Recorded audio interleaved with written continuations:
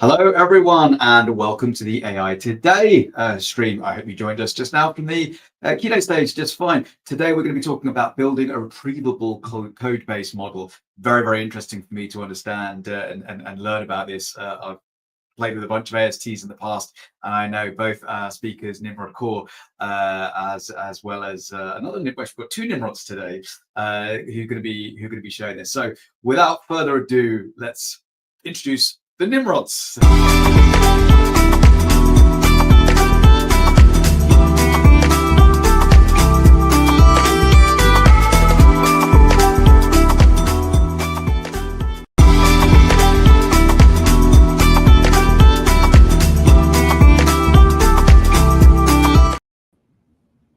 Hey, Simon. Hello, Nimrod and Nimrod. How are you? We're good. We're good. Thank you. Doing well. Awesome. I'll do a very, very brief intro and then we can kind of jump straight in. So we have Nimrod Kaur. Nimrod Kaur, would you mind putting your hand up? Nimrod on the left is Nimrod Kaur. Nimrod's a software engineer. I was loved hearing that you're the #1 contributor to Chekhov, the very popular IAC security tool, which is awesome. Awesome to hear. And we also have Nimrod Hauser. Nimrod, how are you? Great. Nimrod Hauser on the right there.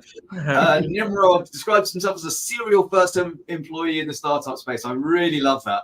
And Nimrod, you bridge that gap between software development and data engineering as well, right? Yep. Awesome. Well, a big welcome to you both. And what I'm going to do is I'm going to put your slides up on screen now. And a big thank you to Baz for also being a kind partner of this conference. And I'll hand over to you both. So enjoy the session. Thank you. Thank you for having us, Simon. Welcome, everybody. Today, we're going to talk a little bit about building a retrievable code-based memory model. There's lots of big words in there. So let's start taking this apart one by one. So a little bit about us, as Simon said, I'm the co-founder and CTO of Baz. I've been building backend stuff on AWS for more than 10 years. I also do some open source projects. Chekhov, and Fantastic. They're awesome. Use them if you need to. They're highly recommended, and I'm not biased at all. Alongside me is another Nimrod. I'm going to call him Hauser. He's our first employee. He's a serial founding employee, as Simon said, and also he really runs the entire field between backend engineering, data science, dashboards, and anything else you might need. He's the guy for it. Let's jump in. So what are we going to talk about? First of all, we're going to talk a little bit about what we do at Baz, because it helps us present the main challenge that we need to break up here, which is the code-based memory. The second thing we'll talk about is how context is king and how it meets the software development. And then we'll actually get to the juicy stuff and talk about how we tried, failed, and then succeeded, we think, building a retrievable memory. So let's get started. What is Baz? Baz is an AI-powered code review platform. What that means is we've built a number of agents that do lots of things that help review code, right? So it's a state-of-the-art code reviewing agent. It does PR summaries, which summarizes the changes. It does review comments to identify what the change has done, and maybe it's up to some bad stuff, including custom principles, so trying to identify what works best on your code base.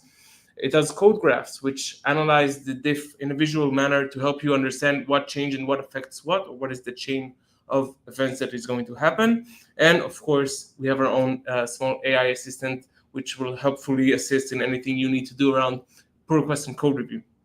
Now, this all sounds amazing, right? We have a state-of-the-art code reviewing agent. It does all these things. What's the problem? Well, I'm glad you asked, Nimrod. So we built our platform, our reviewer, and everything seemed to be working amazing. It did everything it was supposed to do, and results were good. But as we kind of got a feeling for our own product and we were kind of dogfooding our own stuff, something felt a little bit missing. And we took us some time to understand what it was until we thought we finally had it.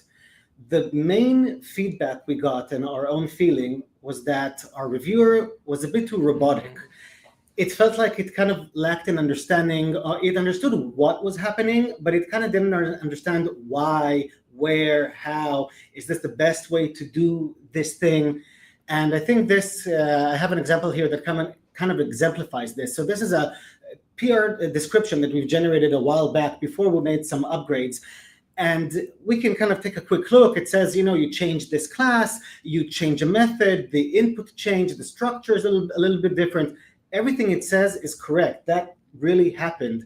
But it's kind of like a dry reiteration, regurgitation of just what happened. There's no, I guess the magic word is context. So that was the thing that was missing, and we thought that's what's required for that, that next step, that X factor. And in these cases, people often say that context is king. Apparently, it is a saying. And this, I have here something that exemplifies this. It's this nice little picture. You see the same symbol twice, but one time you understand that it's a B, and the other time it's a number, it's 13. And the only reason you know this is because of the surrounding stuff, because of the context. Now, this is important, but you might ask yourself, okay, I get it, but how does context actually come into play when you're doing pull requests? What's the connection? Great question, Hauser. So when we look at the developer mindset when he approaches code review, we split the mindset into 3 parts. The first and most basic part is you need to understand code, right? If you want to review code, obviously, but you also, when you try to step up your review game, you need to understand where this change fits within the system, right? So I have maybe multiple components, multiple apps, multiple services. I changed something. What's going to change for a code review is to understand what will be the user impact, right? I changed this function. It means this service or services will need to be updated. And that means that new functionality will be exposed, old functionality will be removed. What exactly happens? So when we're trying to do this with AI, what we decided to do is approach each of these levels differently. For this most simple level, the diff element to give the diff with slightly better formatting. But then when we look at the holistic perspective, you need to add more context, which is beyond the scope of the diff that actually changed. And when we talk about the business impact, we also link to the ticketing service. So it's a Jira, Linear, whatever you're using. And for this talk, or what we saw as the main impact here, it was the flow context. So what is flow context or code-based memory? What we wanted to do is we wanted to create a summary that defines what this piece of code does. In general terms, pretty holistic, what it does in total, because when we use that to review code, to summarize code, to do all the things that I listed before, we'll just do it better because we know what we're working on. So let's say XYZ is a parameter that you created in the PR, but it's also the name of your company. So it's not a typo, it's not a mistake. It makes sense to name that parameter by that name. I have an example here of a flow context. It's a pretty long and boring paragraph, but what you can see if you read a few words there is that it's very specific to what a specific module or a specific part of the code that we have does. It's actually a real part of our code base. It analyzes languages, and we'll talk more about it later. Okay, so we understand what we want to achieve. We want to, at the end of the day, we're trying to generate this paragraph that gives me a description of what this area of code does. It's worth mentioning that we do have a lot of other prompts in the system because we do a lot of things, and we might have one prompt that we send out to an LLM to summarize the PR, and another prompt in order to actually do the code review. So what we want to do now is want to generate that paragraph that Nimrod just showed so that we can inject that into all the other prompts to make our system better. As a first step, as we start our journey now towards generating this, I can't stress how important this is to do the leanest POC you can. And it means it's going to be manual. We just took our prompts and we ran them and we saw the output, for example, a PR summary. Then we manually wrote the flow context and we added that to our prompt. We ran it again, and we wanted to see if there's a difference. It is kind of exemplified in this meme. Great show. Amazing. And you'd be surprised by the number of times that we thought we added context, but the result, the PR summary at the end, was exactly the same. They were the same image. And so this process really, not only did it prove the value, but it also gave us a good understanding of what it is we're trying to achieve. Like, this paragraph should be long, short, technical, high level, hand wavy, full of examples. So that's super, super, super important. Once we understood there's value in it, we were free to actually start automating it. So, okay, so now we understand our task. Our task is to sprinkle context to make the LLM better. But what does that mean? It means that we take whatever is at our disposal, code snippets, diffs, other stuff that we'll talk about, and we have all this data, and we need to find the best way to crunch it in a way that the LLM understands. And at this point, you might ask yourself, well, but why is this? Why is this hard? I mean, why can't I just take the naive approach, the straightforward one, where I take the entire repository and just feed the entire raw code into the LLM and say, summarize this? Why not? Why not? Well, there are a few problems with it. First of all, it's expensive and it is slow. These models are very notorious for being very, very, very slow, and feeding so many tokens in is going to be problematic, and that translates to being just completely unscalable. Moving on. So a lot of research has been done around what we call the lost in the middle problem, or context fatigue.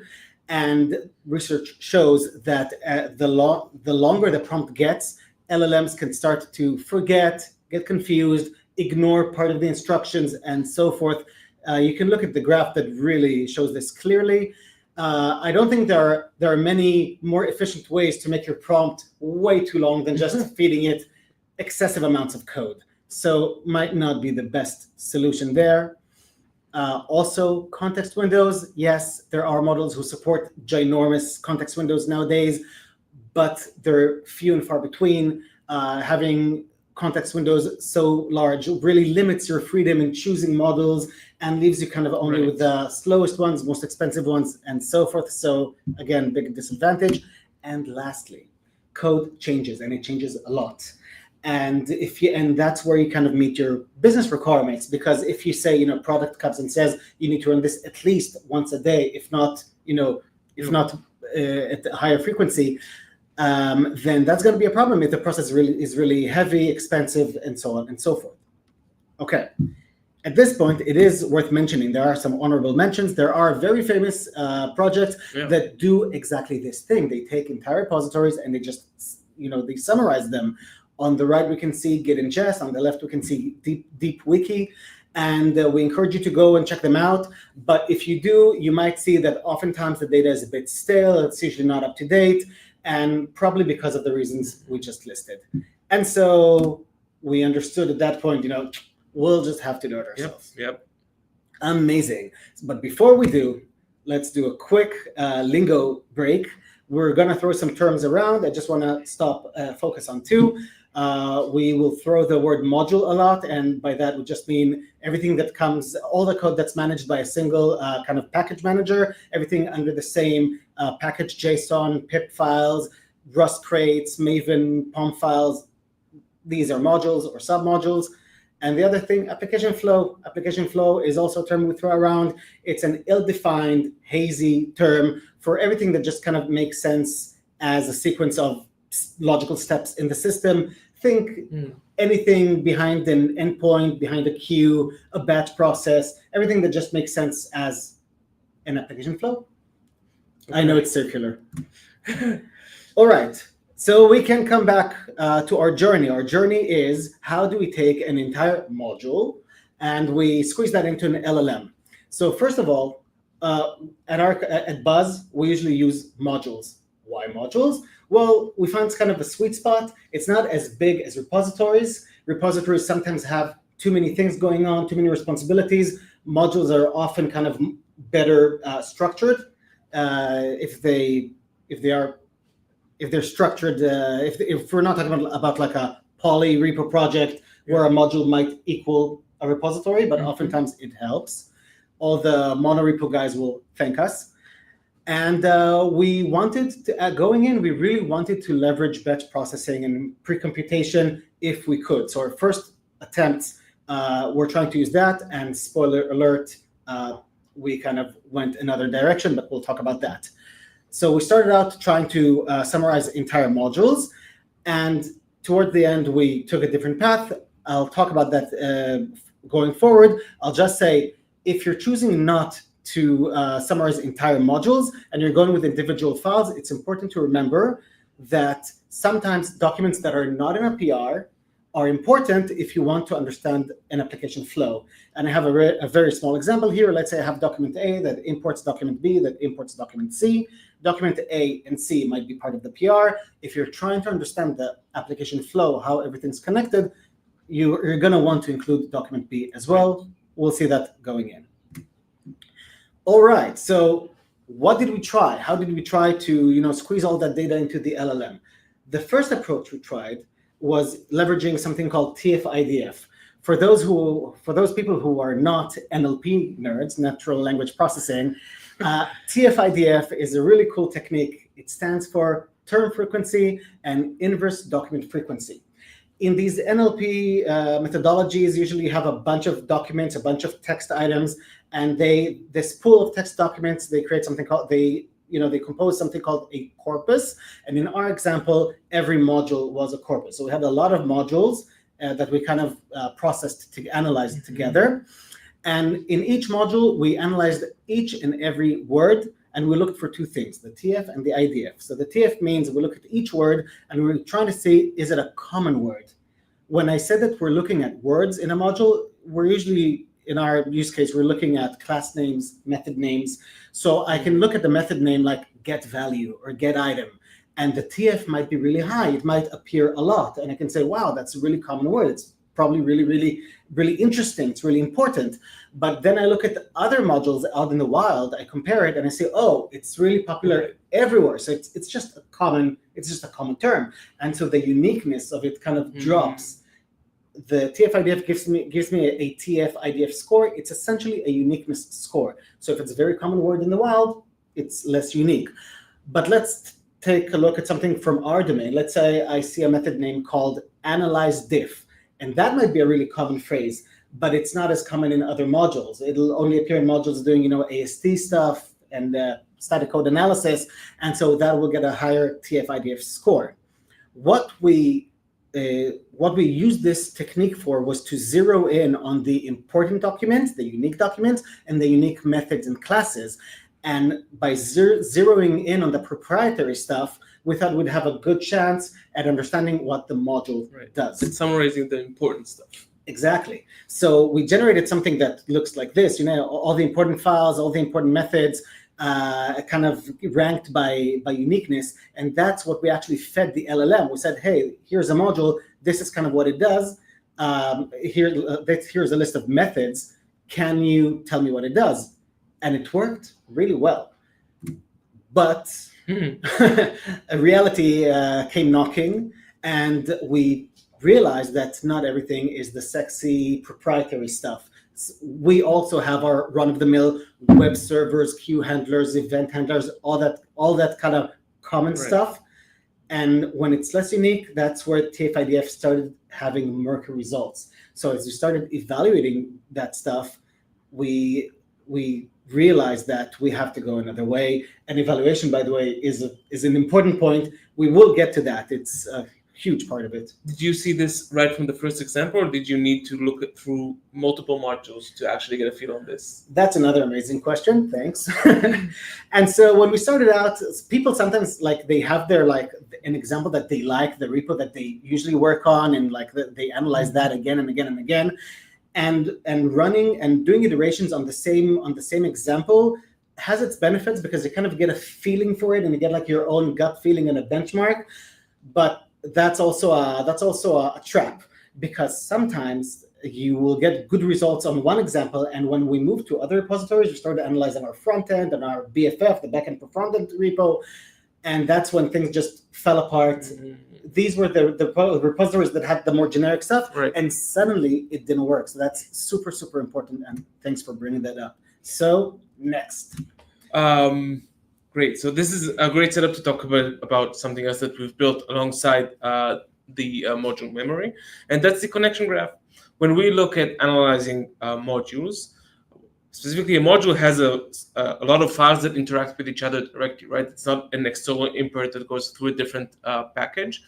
So what we do is we scan all the files using TreeSitter. It's an amazing open source that analyzes, I think, 138 different languages to find the different, I would say, building blocks per language, because some languages have classes and some have structs. Some have functions and some have receiver functions go.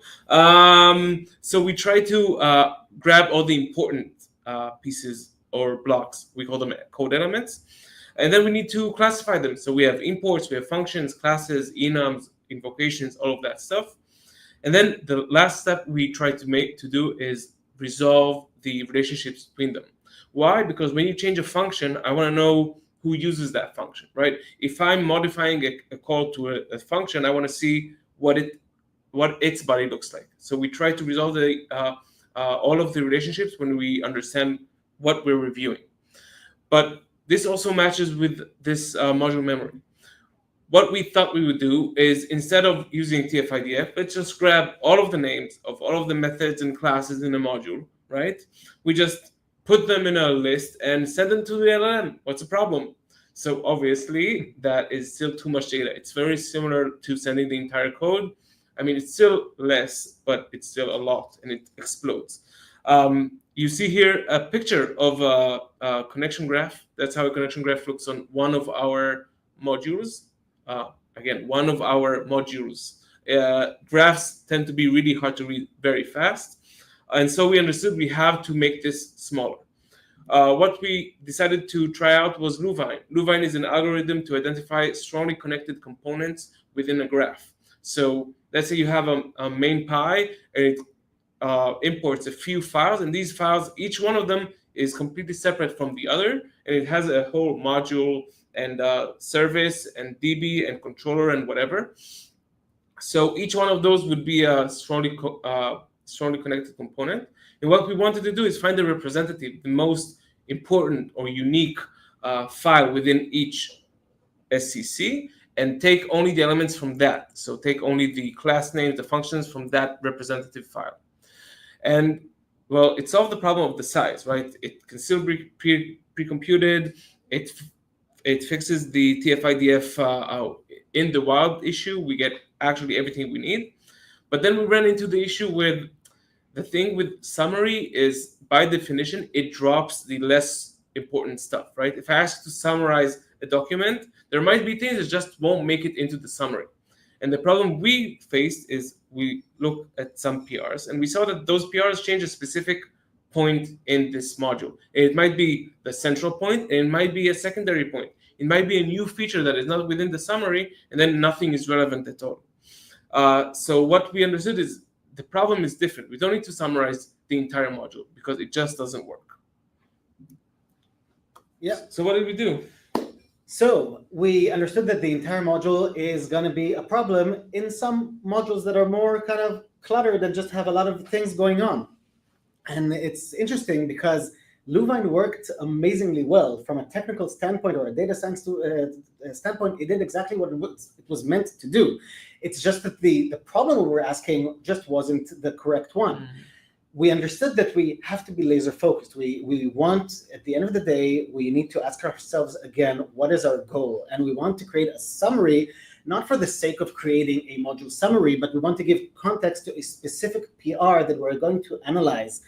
And so what we decided is that we're going to ask the LLM to summarize the module as if the only thing that the module is doing is what the PR is concerned with. Mm. For example, our BFF module, like I said, it's super cluttered. It does, it has our AI chatbot, and it does event handling and queue handling and endpoints, web service, and a lot of other things, notification center, and a lot of other things. And we said, okay, let's say I have a PR that deals within the notification center feature. So I'm going to ask the LLM to summarize the module as if the only thing the module is doing is notification center. That way I can make sure that the important stuff make it into the summary. Mm. So we understood that we're not gonna analyze the modules like entire modules in their entirety, and each attempt is going to be slightly different, which means we can't really do pre-computation, at least not in the way that we did it before. So we're going to be like custom. Okay. And so what we did is that we look in every PR, we look at the documents in the PR. And we said before, when we did the spoiler alert, that sometimes you have documents in the PR, but if you're trying to understand the application flow, sometimes you will have documents that are not in the PR, Right. that are very heavily connected. And so they're important. So we did a little bit of graph theory magic, and we looked for the best way to find these things. And here in the graph, you can see an example where we have a PR, and the nodes are documents. The red nodes symbolize the documents that are in the PR. The blue nodes are documents that are not in the PR, but they are connected. They're very, very related. And so we included those as well. And that's pretty much how we approach this. So we leverage the connection graph from before to extend the context? Exactly. And then those are the files from which we take their content, and we send that to the LLM. I see. So the wins here are that we're laser focused as before, and when we looked at the results, it made the impact that we were looking for. It's the summaries, the reviews, everything was spot on. So we knew that was it. The problem is that it's not pre-computed in its entirety like we wanted. There is, though, still a retrievable element to it, because creating graphs for the entire module is heavy. That is something we do kind of in a pre-computed manner. We create the horrible import graph that we saw in the unreadable one in your slide, the unreadable one. You. And what we do on the fly is we just understand which parts of it we need to take and analyze and send to the LLM. Kind of that we do on the fly. So it's kind of a really cool hybrid approach. And then for the files that we selected, what do you send to the LLM? What is the actual payload per file? So actually, it's very similar to what we did in the TF-IDF. We actually take all the method names and all the class names, and we send that. And we played with it in order to see what works. But that works, and that is certainly enough for the LLM to tell you what the module is doing, which is good news, because we actually discovered that we don't need to send the raw code in its entirety. We can send much fewer tokens, and we still get what we need. Cool. So it works, right? That's it. We're done. Not quite, because I still want to take like a minute to just kind of briefly mention evaluation. Yeah. This is important. This is a crucial part, an integral part of every data science, ML, AI, whatever name you want to give it, super important. And this problem in particular was interesting because you could say that it's kind of a soft problem. I mean, in our use case, if you want to do something like a PR summary, you're going to have the summary either way, but it can be a good summary or it can be a not so good summary. And it's really about style, wording, that kind of thing. We started out saying that it felt too robotic. How do you measure that? Yeah. And so you start by eyeballing it and getting a feeling for it. And that is not being lazy. That is just a way to iterate quickly. But once you start getting into the path and you start automating stuff, it's crucial that you build a framework for benchmarking. And one of the most common ways is using LLM as a judge. I want to mention two cool approaches that you can use to build something like that, even in our soft use case. One, you just ask the LLM if the end result seems good. So you give it the summary in our example, and you give it the flow context, and you ask it, hey, do you think this was generating was the final summary referencing this context? And you just count, you give it a lot of examples, you ask it a lot of times, and just count the number of times it said yes. Right. And that's your benchmark. And then you run it every time you make changes to make sure there are no regressions and things of that nature. I think a slightly cooler approach is that you create two summaries, kind of like the meme we showed before from perfect. With Pam from the with office. Context, without context. With context and without context, and you ask, which do you think is better? And you count the number of times that the description that was made with context was better. Now, it becomes part of your DNA, of your culture, because you have this benchmark, and the benchmark obviously has a pool of examples that you kind of curate and you kind of collect along the way. And, as we work in our day-to-day thing, people say, oh, that's a nice example. Let's add it to the curated list. Perfect. So it's really, really nice. And everybody's kind of in on it. two things. One, I think the evaluation is what helped us move stuff into production at a much higher confidence. But I do have one question for you. LLM as a judge, does it matter which LLM? Ooh, that's cool. Oh, So, no. pro tip: just make sure you're using a different model. Don't ask, Claude Sonnet to judge Claude Sonnet. It's actually pretty cool because you're asking Anthropic to judge OpenAI the other way around. Usually that gives you better results because the models can be biased towards their own generated output. My God, they're like people. Yes, but last slide. Quick takeaways from our journey. I think we mentioned everything as we went along, but let's just run through them. First of all, don't rush to build. Hands to keyboard is super tempting, but as we showed before, take the necessary time to understand what you want to build, how it needs to look, does it make an impact? Do that stuff before running, full steam ahead. Be open to change. We wanted to analyze entire modules. We wanted to do pre-computation. Both things kind of didn't work out, and it's fine. You just need to adapt as you learn more information. Don't fall in love with a single example, as we saw. The number of times I was ready to sign in on something saying this works, and then we tried another repo and things completely fell apart is just too damn high. And evaluation, evaluate, super, super important. That is your way of knowing that you're still on track, that you still have high quality, that you're not deteriorating. I think these are the main points. Thank you. Thank you, Nimrod. Thank you, Nimrod. Awesome, and thank you very much. That was a really, really interesting session. We have a number of questions in the background that I kind of put in a list as well. So let me quickly remove that from screen so we can see all better. Right, we have a number of questions. Let's see which one we should pick first. Actually, an interesting one, maybe kind of like from the fact that I guess in terms of comparisons with other tools.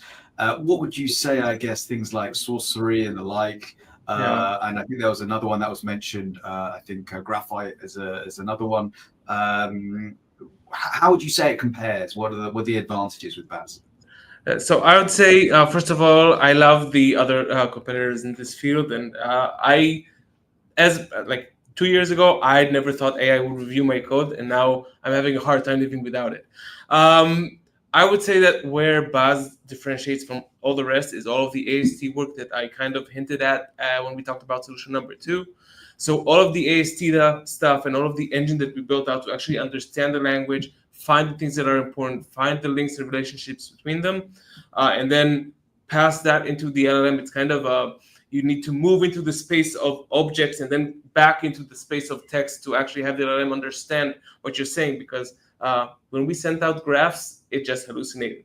So you really have to turn it into text, and that's kind of the amazing thing, where when you start to talk to it like you talk to other developers in objects and functions and classes and not in lines and text, it understands better.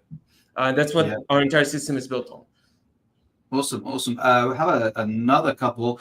First of all, I'll ask, actually, just recently you were talking about the kind of, maybe a little bit about the judging and things like that.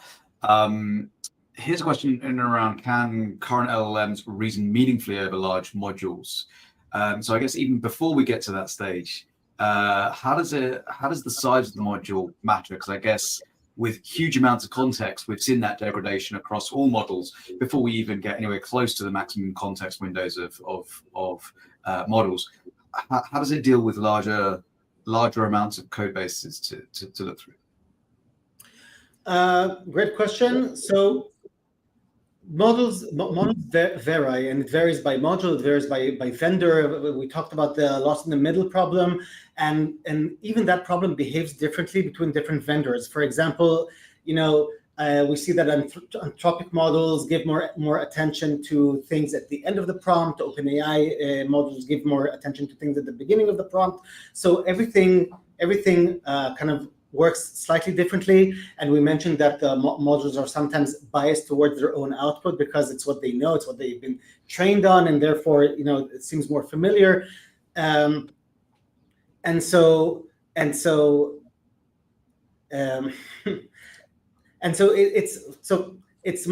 there's a lot of trial and error that goes into it. to see what works and what doesn't. I will say that there aren't a lot of use cases where we put in a ton of code, because at the end of the day, we're usually not, that's also the whole point of the talk. We're trying not to input the entire code base. We're trying to minimize, to aggregate, to filter. And so that, I think, is one of the things that makes this work. Yeah. I'll say that when we tried out different stuff, as the context gets longer, the LLM starts just forgetting stuff that you said. So not replying the structure you're asked, or just forgetting some kind of, I love the do not do blah, blah, blah instructions, and it just forgets them and does it anyway. And those are the things that happen when the context gets too large. Yeah. Okay, awesome. We're about a minute and a half over, but because I'm a terrible host, I'm going to ask one more question. I think it'll be a quick one. So a couple of questions. One from, in fact, similar questions. One, Richard Dock from Discord asks, is there any example code for the TDIDF approach? You implemented it in like 2 days, so...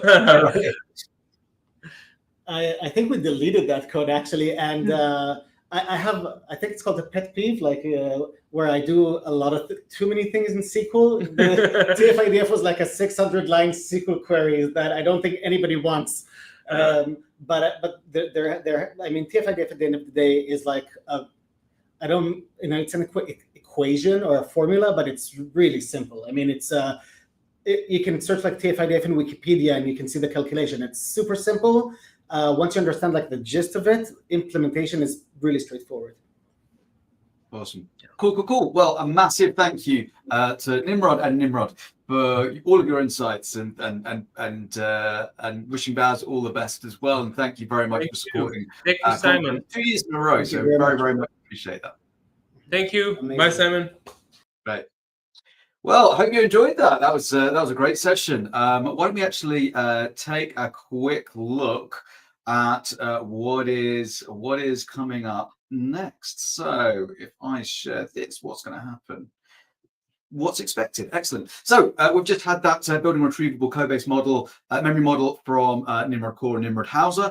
Coming up next on this track, we have Nick Frolov, who is going to be talking about, and this is another interesting one. And these are all interesting, but I'm always very curious personally about what, when people talk about fine tuning, when people talk about RAG, and just models getting better, literally day after day after day. I'm always curious as to what we're going to be doing, even in a few years or 6 months. How much value is fine tuning actually going to offer us versus the effort it takes to invest into fine tuning, particularly given how much needs to be redone when new models come out? Where should we exist on that balance? And Nick's going to talk through a bunch of that as well. Okay, on to the AI Tomorrow speaker. So we have our keynote host, Guy Pajani, who's going to be talking with Danny Allen, the CTO of Sneak, and talking about the age of risky software. In fact, I don't work for Sneak anymore, so I'm going to call it Snick again because I enjoy calling it Snick. So Guy from Danny Allen, for CTO of Snick, and Guy Pajani are going to be talking about how we deal with risk and security vulnerabilities in AI-generated code. And what do we have on the tools and actions track? We have the wonderful Josh Long, who is a Java champion, very long-term Spring advocate, talking about beautiful Spring AI. Really good hands-on Spring session where he's going to be coding, I think, a dog adoption application. Then we also have the wonderful Rohit, who's going to be talking about beyond prompts, so talking about how we can create specifications using Create MVPs. So lots of good content to view today and on this next session. But today we're going to be talking about what's the right thing to do, whether it's fine tuning, RAG, just rely on the models with use of fine tuning, completion, and agents. Now, yeah, as I mentioned, kind of like, better models are being released all the time. Should we have that big reliance on RAG? Is there still a place for that fine tuning? Nick is going to hopefully showcase a bunch of examples for fine tuning for both code completion and agentic use cases. So let's invite Nick onto stage.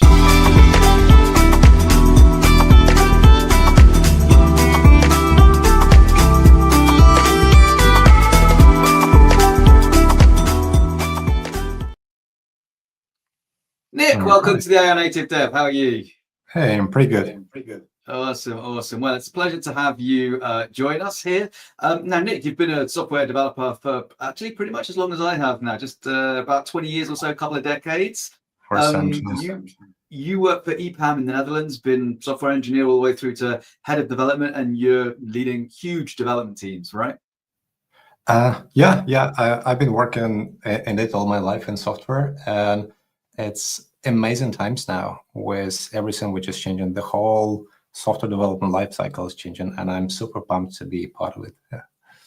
Awesome. And you also you work on an open source project, Refact AI, which you built, I believe, with a previous OpenAI researcher. Is that correct?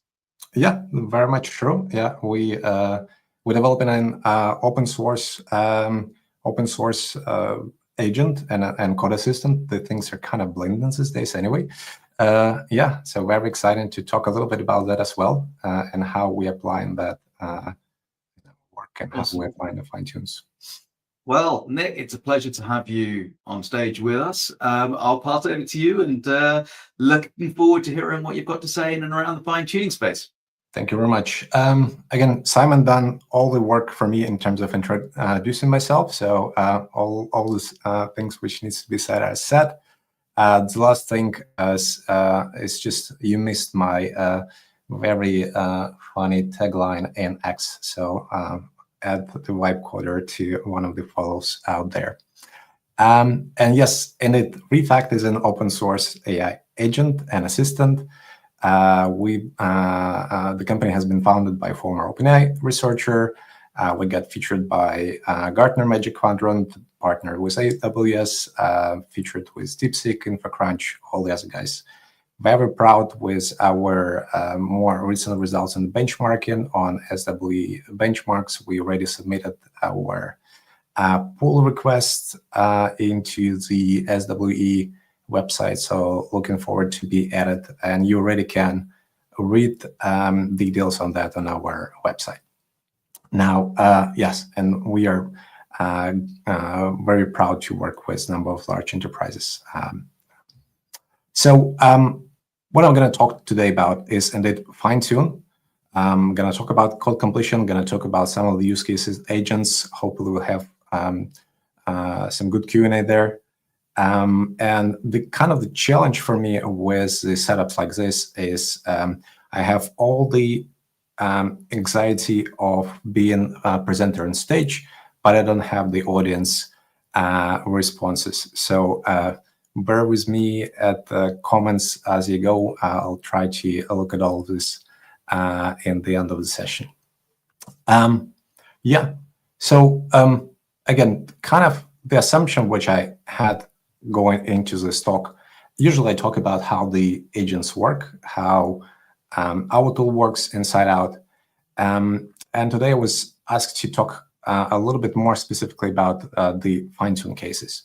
So for those who kind of not really familiar with that, let me take you and explain that a little bit details. So as we all know, the large models are large for a reason, because they trained on gazillion of data. And the example here, which I have that, for example, written Llama 4, not even the biggest one, been trained for an equivalent of 7.5 million of hours on a GPU. So it's a big task to train that. We obviously, most of our mere mortals cannot do that. But what we can do is we're able to adjust some part of it, right? Customize some behavior of the model and see how we can better use the capabilities. And in general, by using the existing open weight pre-trained models, we can improve performance for specific tasks without kind of breaking the bank with all the computational resources required for that. To do that, there is a clever math works in play. If someone is asking a question, am I showing linear algebra? Yes, I am. So the very basic idea behind this clever trick is to use a smaller matrix smaller matrices which store the adjustments to the weights of the open models, and then applies this weights either on the fly or kind of reconfirm. So I'm not going to go and kind of walk you through lines of code which show you exactly how to run PyTorch or how exactly run Hugging Face transformers. There is plenty of tools out there for it. There is even better kind of tools today which allows you to do fine tunes. I mentioned some of them here. I really like, for example, Onslaught, the documentation they have. They have really deep coverage on how to prepare your data for fine tunes, all the different data sets and details, and they also allow you to do it with the fairly low resources, doing some clever tricks to run it even on your laptop. Transformer Lab has a nice UI as well to help you create data sets even with use of LLMs. And yeah, when we talk about the closed models, even the closed models allow us to add some fine tune. So OpenAI had fine tunes jobs API from the beginning of time. Anthropic offers some support of fine tunes via AWS, and for example, Mistral also providing the support. And the best part about what they do, which I really like, is they allow they don't really change the price of running your fine tunes model. So there is no difference between whether you're using their model as it is or fine tune. So that's kind of a nice thing about it. Now, and again, I think fine tunes have kind of a bad rep, and one of that is because it takes a lot of time, money, and effort to prepare the data. Well, it used to, but now we live in a time where we can generate synthetic data.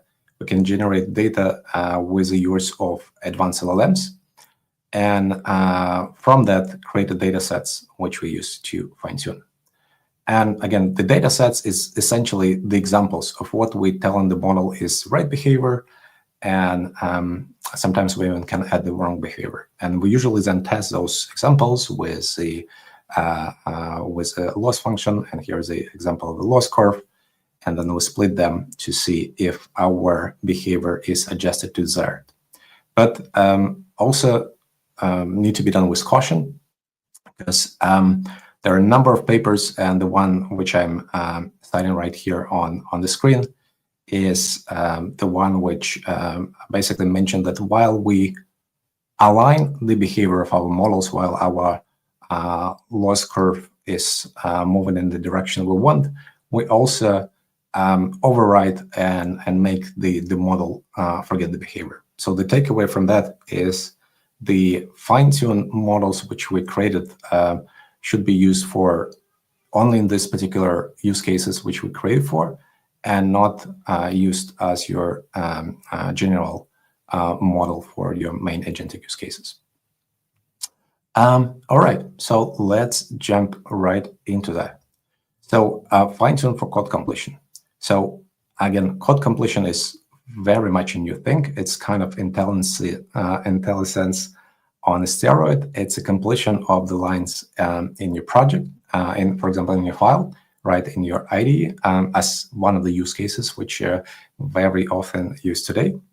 And it's done with a special kind of models. Usually it will be fairly small model, the ones which are optimized for speed, because if you use a large chat model for this purpose, you will have a really long latency, and you would need to wait for a long time.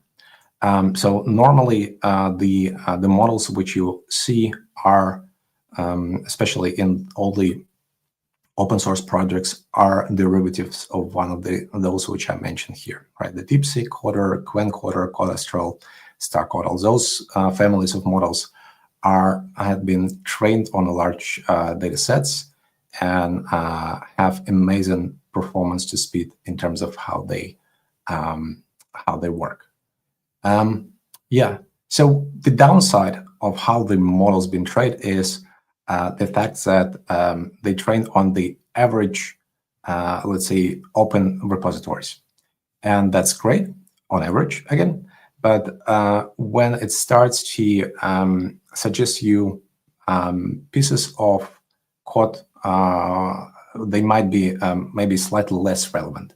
Maybe you have your own standards on how you do in the logins. You do login. You have own standards how you do in the security patterns. You name it. Usually, if you take average enterprise and look at their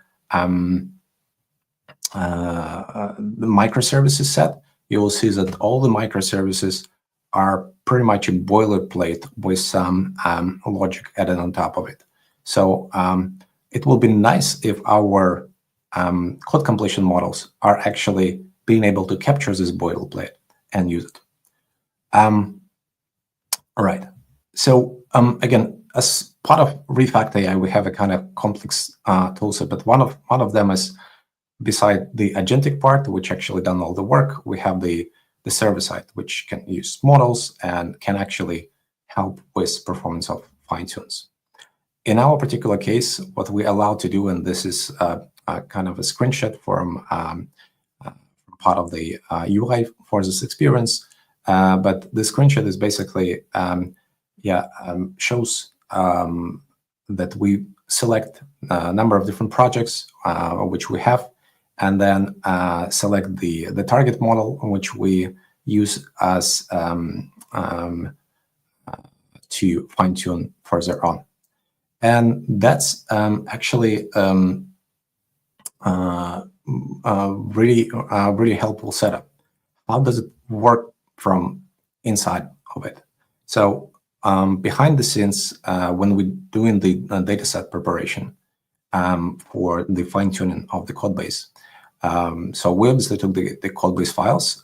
In our toolset, we have the idea of the privacy guardrails. If by some reason in some files you decided to store your passwords, SSH keys, tokens, whatever, those files are added as those which are excluded from the fine-tuning process. We obviously then have a selection based on the relevant extension and the size of the files, removing binary files, removing the large JSON and whatnot. We also remove the external vendors if we're able to identify them through the accompanying license files, things like that, or license headers. And then we also remove PI data. We have some fairly simple algorithms which try to remove emails and stuff like that from that. And just like that, we get ourselves a data set from all different code base which our customers, our users have. We split them on chunks based on the desired tokens. Usually it might be something like around 2,000 tokens or so, with some overlap, which helps model to kind of look at it from different sides.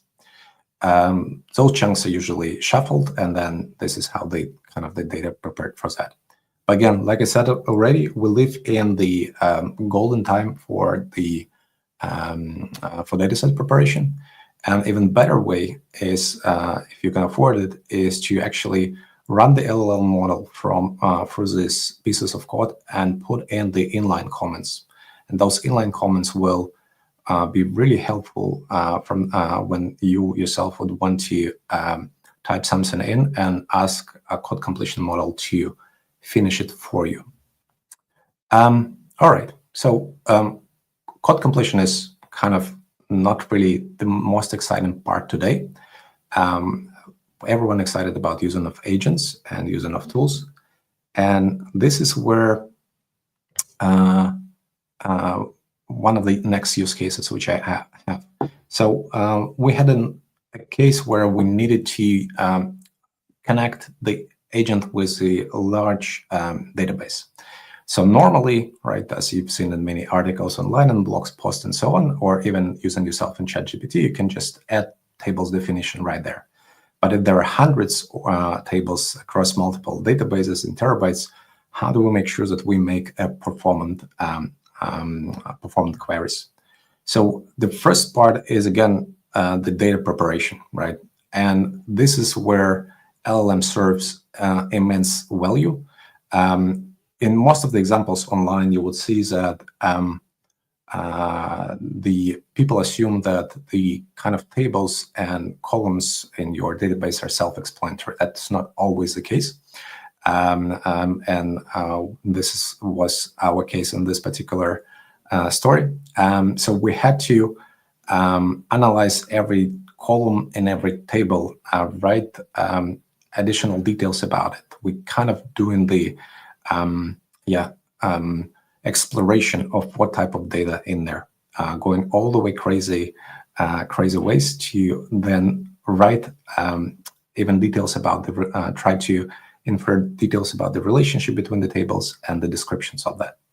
So all of that led us to being able to then put this data into some semantic search, some sort of a RAG search, where we can add tools for our agent to find relevant tables, and also have a more simple way to ask details about particular table.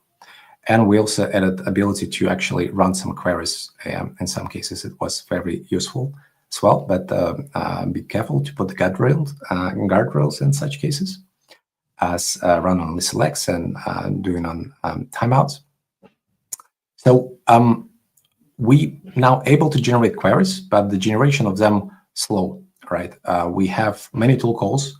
We limited by the architecture of RAG, which is top N. There might be some missing tables, not returned to the context. And also the models can generate kind of a slow, poor joins and unoptimal requests to our database. So we decided to go and look at it from another side out. So we took a log of actual production queries, which was millions and millions of queries. We deduplicate them and actually ask our agent now to do the opposite, solve the opposite task. So explain for each query from our production database what was the query tries to do, now that our agent have ability to go and look at the tables and have a definition of tables. From that, we actually created a really nice training data set for our fine-tune. And again, the things which at least was relevant here is, in your real production, you will have some more usage of particular tables and less usage of other tables. So we had to kind of look at the distribution and making sure that all the relevant tables are in there. So yeah, from that we created the subset and use it for fine-tune, right? Essentially what we did, we put this whole SQL generation into a special tool called text-to-SQL tool, behind which the agent was basically routing requests to our special small fine-tune LLMs, which now has been blazingly fast and has been provided a lot of relevant requests for us. So that's kind of has been one of the kind of in-depth cases on that.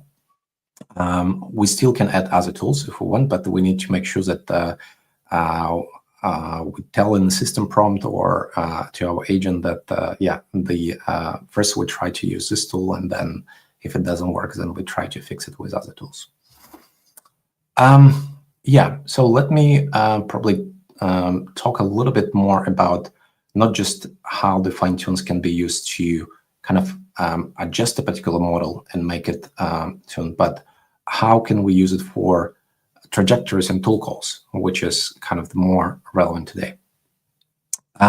So again, the models hallucinate, right? You see all those headlines all the time about some company tries to do something and then kind of had to roll it back.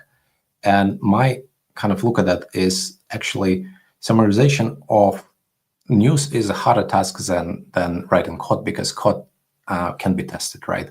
All of us who had the proper software engineering background are very much familiar with what the software quality means and being able to run that. And yeah, we in Refact been adding all kind of different tools for model to be run. And the main idea of this getting feedback from the tools is that we allow the model to be able to run auto test, or if by some reason you don't have auto test, you can try to compile the project, look at the warnings, linters. You can even look at the execution logs or even from browser. But the main idea behind it, as you get the more feedback, the quality of the agentic work improves. One of the results which we've done on the polyglot benchmark, and again, we used the benchmark which was created by founder of Aider, and our difference of how we tested it was actually allowing the model to verify itself with a test. And what you've seen here, that the model has drastically improved how it runs, how it provides results when it has the right tools to verify itself. Now, okay, there is more tools on the horizon. Unless you've been living under the rock, you already use MCP, or you hearing it or seeing the news about it every day. So while MCP is a really nice standard, which now improves ability to integrate all kind of different services in APIs, it's also a nightmare for those who work with LLMs to try and manage this behavior. So with MCP, I for the first time seen actually error from OpenAI about that the amount of tools has been exceeded. And believe it or not, they have 128 tools which they support for tool calls. And even if you add 128, the performance between selection of them would be really poor. So you need to have a really be smart about what tools you add to the models, even if they fit the limits, right? Because there are now enormous amount of trajectories, and models struggle with all of them. But this is kind of the example of the complex setup, right? We expect the model to be able to go to GitHub to get information about the bug. We want our model our agent to go and get some additional data from, let's say, our production error logs on Sentry or whatever you use. Then find the relevant unit tests, then replicate, make sure that we add the right things to the unit tests, run them, continue to make changes, and so on and so forth. Those are really complex trajectories. And to make them right, this is where the preparation of the fine-tunes from your chats becomes really, really handy. And you can extract them from saving your agent logs. You can also, which is more relevant for on-prem, and in our case, we have support for on-prem as well. On-prem is kind of a nice thing because it has it allows us to kind of have a better security. But the problem with that is the open models which we run on-prem are still not on par with the models which we have from closed providers. So one another way to prepare our synthetic data is actually we can use the tool calls with advanced model and Claude from Anthropic, and from our experience is today the most advanced model when it comes to working with programming tasks and calling the tools. And what you can do is you can run number of chats, run number of prompts from your expected behavior, save how Claude was calling those tools and how Claude was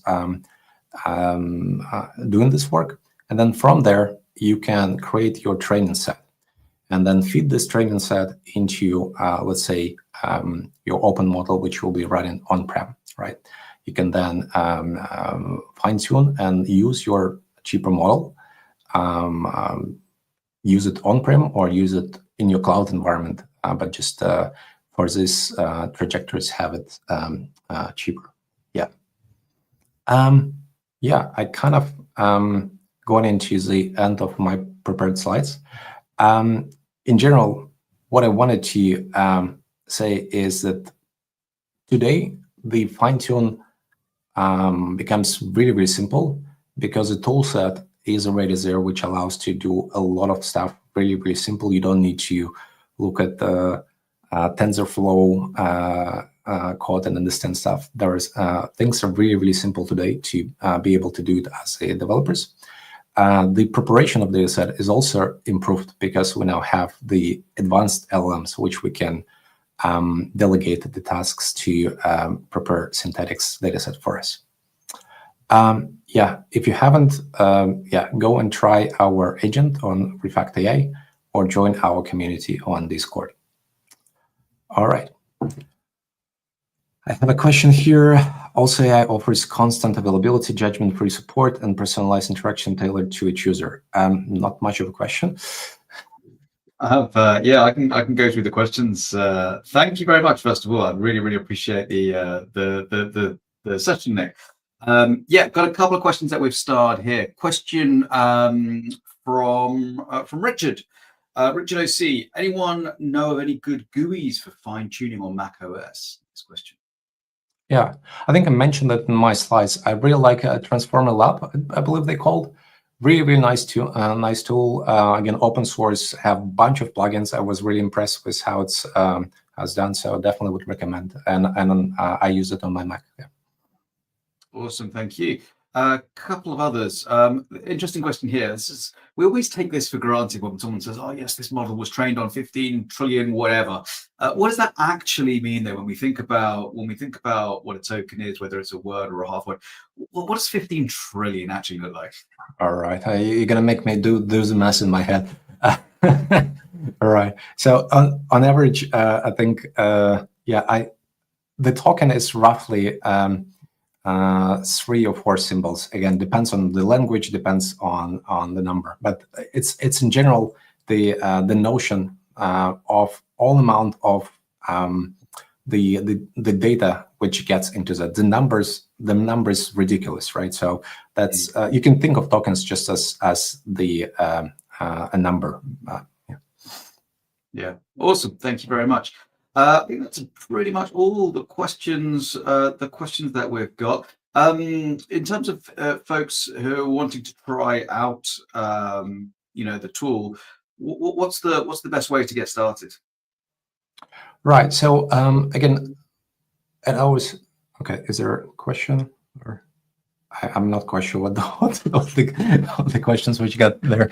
Let me ask you your question first. So those who want to start, like I said, we open source. So most of our code is available on the website, on GitHub, and fine tune of your code base is the easiest way to use it. Fine tune of trajectories is something which we don't have in our open source tool, but it's something which we support our enterprise customers with. Mm-hmm. Awesome. Okay, awesome. Thank you very much, Nick. Real pleasure to have you join us, and appreciate you supporting the conference. Glad being here. Thank you. Thank you. Awesome. Well, we've got one more session in just a minute. We'll be starting that in approximately 10 minutes or so, which is Drew Knox talking about code-centric eval-first development. So this is one I've been looking forward to. Let me quickly share with you the sessions across all of the tracks now. I'll just share this screen here. Okay, so yes, like I mentioned on this screen, on this track, we're code-centric eval-first development, accelerating AI features for devs. You can tell Drew didn't pay by the word on that title. On the next track, we have the many ends of programming with Ray Myers. And on the tools in action track, we have a couple more sessions. We have leveraging AI agents for adaptive real-time AI optimization and on-the-fly UI refresh in production. So that makes Drew's title look short. With Indu, and then AI-driven load test analysis from routine toward action with Andre. So feel free to take a few minutes. Have a rest, have a coffee, go to the loo, whatever, but be back in around 5 minutes when I kick off the next session. Thanks all.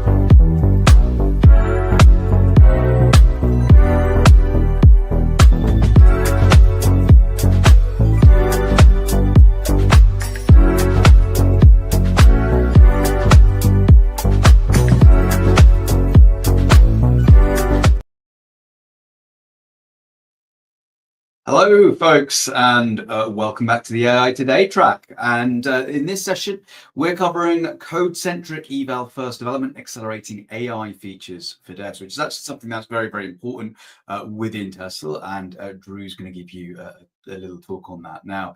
So this session is really going to kind of like dive into how evals and developers running evals can really accelerate the use of developer-facing AI features into your applications and really help you with that rapid acceleration of development with much shorter user feedback loops. So Drew is the head of AI at Tesla. So Drew, you're actually here in London. So why don't you join me on stage? Hi everyone. Let's see, you're slightly taller than me, and that's not fair. Because the Calm cameras, down. yeah. This is going to be a real challenge Leg of your day. calves. Yeah, more than everyone else's brains. Yeah.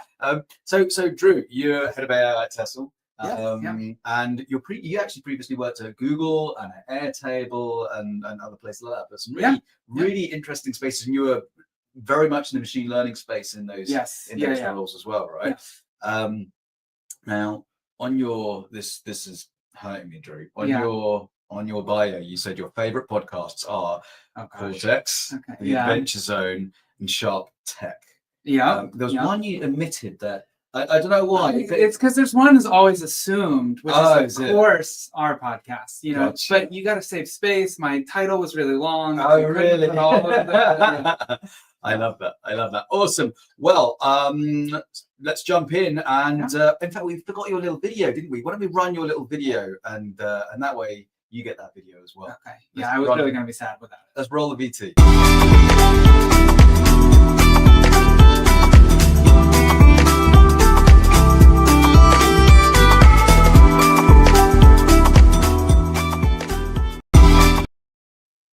Right, we have to do that entire intro again now. Oh, crap. Okay. Yeah. No, with that, let's bring your slides onto screen, and I'll pass the stage over to you. All right. Thank you very much. Good session. Well, hi, everyone. So as Simon said, I'm Drew. I am the head of AI product here at Tesla. So today I wanted to talk about how we think of evals, or maybe more accurately, how our process for evals has evolved over time at Tesla, going through a few stages that I think are pretty common in my experience of developing AI features. But in particular, what I want to get out of this session is sort of convincing everybody that evals are a thing that actually doesn't have to slow you down. It doesn't have to sort of be a thing that blocks progress or is like, oh, I got to add tests to my code. It's more of this is a way that you can actually do really fast iterative development that feels much more like flow state fun, gets the whole team involved, and really feels like it speeds things up rather than slowing things down. So to hop into things, I will talk about the different stages of evals. So I think in my experience, people tend to go through 4 sort of distinct phases as they learn about what it is like to eval both AI features generally, but I think in particular code-centric evals. There's a lot of sort of like particular nuances. And it almost always starts with vibe-based evals, something along the lines of, hey, I'm a software developer, I'm a product manager, I'm, anything in between. I'm used to just like building stuff and testing it, like seeing if it works, looking at a couple runs, like did it compile, did it go through? Why can't I do that for my AI-based features as well? Right, so they'll write a prompt, they'll maybe pull a model from Hugging Face, something like that, and then they will run it. They'll have 3 or 4, maybe 10 if they're feeling ambitious outputs that they'll look at, and they'll just kind of, does it feel right? Does it look right? There's a few challenges when you take this approach, right? It's quick to get off the ground, it's quick to get started, but first of all, it's inconsistent, right? Even yourself looking at the same output, different times of day, you're rushed, or there's like small tweaks. Are you really applying all of the same heuristics the same every time? But more importantly, it's really hard to standardize this kind of an eval across a team or across time, right? Like as you revise the feature, are you really being diligent about how you compare the output this time versus last time? And are your teammates doing the same thing? It can also be pretty unrepresentative, right? So if you have 5 to 10 examples that you're running through, that's not necessarily going to capture everything that comes from production traffic, right? It can be good to catch like really, really low hanging fruit, about bad formats or things like that, but that's not going to give you everything that you want. And it can also be really hard to action because it's not very representative, right? When you look at a specific example, say you asked for some code to generate Fibonacci numbers and you get a recursive implementation, does the model just do that for Fibonacci, or is it because it favors recursion over iteration generally and you don't want it to? It's hard to know those kind of things, like where to target your fix if you don't have a broader, more representative set where you can sort of generalize. It's almost like building a platform versus sort of building a specific feature. You want to be able to look across many, many use cases. So let's say I want to fix some of these things. I want to add a few more examples, maybe 20 instead of 10. Maybe I want to standardize some metrics and things like that. Well, now it's getting really slow to review these things by hand, right? Reading code is slow just on its own. Now imagine every time you make a feature change, you have to read 10 to 20 new implementations from scratch as you go through.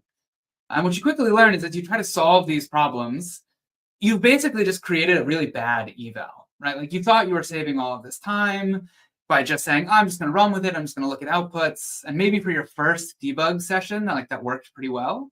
But by the time you're 10 iterations in or 3 days in, you come back to it next week, my God, this is so much slower than if you could have just automated this, right? We're getting back to sort of the classic software development loop where you try to automate things that are going to happen over and over again so you can just crank on them really quickly. So inevitably, the next step that everyone hits after they've done some vibe coding is they usually flip all the way to the other side. And they say, well, that was so bad. I missed all these things. Like there's so much I wasn't getting from it. So I'm going to do it right this time. And they read a bunch of blog posts. They read a bunch of papers about what like really rigorous evaluation looks like.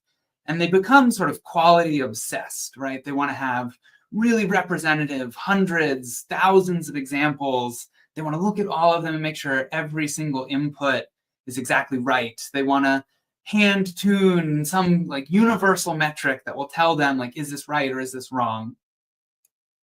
And as a result, it actually ends up being even slower than before, right? Like the problem with manual review is you have to look at a bunch of examples. The problem with being uber obsessed with quality of your evals and making them perfect is you just never ship anything because you can never finish the eval that you're trying to build. So just a few examples of that is, say you want even a 50 example eval. Creating 50 code examples and annotating them with the proper output, it's not quick. That could take several days to a week if it's a really involved example. If you want more than 50, it starts to get really out of control. And then as you're doing it and you're trying to annotate what the right answer should be, you're very quickly going to learn there's no objective quality bar. Even if you have like really clean examples and you think you know exactly how it should work, there's going to be disagreement on the readability of the code, the commenting style. I mean, just think about when you put a PR up on your team, how often do people just agree with everything you chose? And then by the time you do come up with something that balances everything that people want, like, oh, well, we need to have like line length less than this, but we shouldn't use comments in this way, you sort of layer them all up. You're going to end up with something that's so complicated and so nuanced that the only sort of metric that you can run in an automated fashion is an LLM judge, which, so we'll talk about later for code-centric evals, is leaving just a lot of value on the table in terms of what you can do in evaluating code-based solutions. So you sort of jump to this because you think, this is the solution, this is the antithesis to what came before, but actually it has its own challenges. And so really the place you'll end up after you've sort of gone through a few of these revisions is that evals are a numbers game, right? You have to sort of let go of the idea that you can be perfectly in control or that you can be perfectly out of control and just look at things. And you have to start taking on a few more nuanced assumptions, right? Your inputs, they don't have to be perfect. They just have to be representative. It's okay if only 80 to 90, maybe even 70% of them are like really good if you read them. So there can be some sort of cruft in there. Your metrics, they don't have to be perfect. They can be gameable. They just need to be directionally correct. Like your metrics need to tell you things that are wrong or right about what was generated. And finally, like really, you just need to know what do you work on next? Like what is the lowest hanging fruit? Where should you be optimizing, right? And these seem like concessions, but if you can sort of get into this mode of like, it just needs to hill climb me, it just needs to move me up, you can sort of embrace this Zen state of mind where it's like, I just need signal. As long as I get signal, we're going to keep moving in the right direction. So this is getting closer to what we need, right? You can imagine how once you embrace this mindset, it becomes easier to start pulling in synthetic data because the data is not perfect, right? The LLM might cheat on some things, or it might have slightly weird coding standards, but as long as it's mostly right, that's good enough. And now you can get data in a few hours instead of weeks of laborious manual annotation. Your diagnostic metrics become much easier to design, right? They're just these tightly scoped little things that tell you something has changed, or this is an outlier relative to other things. And I'll get into more of like what kind of metrics you might design in a minute, but it frees you up to sort of be a little more iterative with that. And then you also sort of turn away from, is this good? And instead you start looking at, is this bad? Like, can I detect moments like, if it generated a 400-line file for a palindrome detector, that's probably bad, right? Like, it's hard to detect if it's the best palindrome detector, but I can tell that 400 lines with 15 helper functions is probably not a good implementation. But you go this route and you start fragmenting all of your metrics. You start putting things into just like hyper-focused things. You've got some errors in your input. Suddenly you've got this massive behemoth of like a dashboard. It's like, how do I make sense of all of this? How do I actually make forward progress? The whole point was just to give me signal and move. What happens when I'm getting too much signal? So the answer to that might be like, just look at some of the examples and we're back to vibe-based evals. That's not what we want. But what do we want? Like, how do we make sense of all of these new like fragmented product metrics that we've sort of, or quality metrics that we've put together? So the answer is something that at Tesla is sort of the current state of our journey. Maybe there's a fifth stage that we haven't reached yet, but we've led on what we call product-led evals. And so these really focus upfront on how do we define good, how do we define good enough, and how do we actually know like what is the most important thing to fix right now? And you can think of this as a layer on top of the stage I mentioned before. So you've created this sort of atomized view of all of these fine-grained metrics and synthetic data sets that are sort of statistically good. How do you harness that and allow it to sort of move you forward quickly and in a way that brings the whole team together? So the first part of this, and the first thing that product-led sort of evals can do, is they help you look at the right data. Now, I mentioned that we don't just want to go back to vibe-based evals where you're looking at a few examples and just spot checking, seeing how it works. Instead, what we want to do is we want to first define the input distribution. And what we mean by input distribution is that you want to work with your product managers, your CEO, your leads, or just anyone on the team to say, who are the users that we are trying to support, and what kinds of content should the feature handle well? And the goal here is actually to be really specific. So let's say you're building an autocomplete feature, or you're building a test runner, right? Ideally, you would say, what language are we using? Are we doing unit tests? Are we doing integration tests? But you go even further, say things like, we're only testing libraries.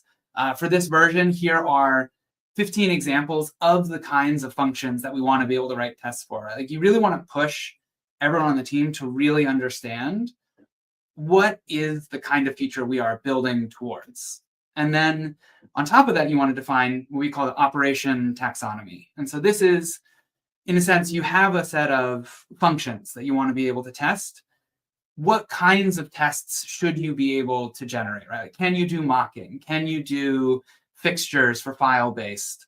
You want to get really specific here, right? Like, there is a temptation to say, oh, well, it's Gen AI, it can do almost anything altogether.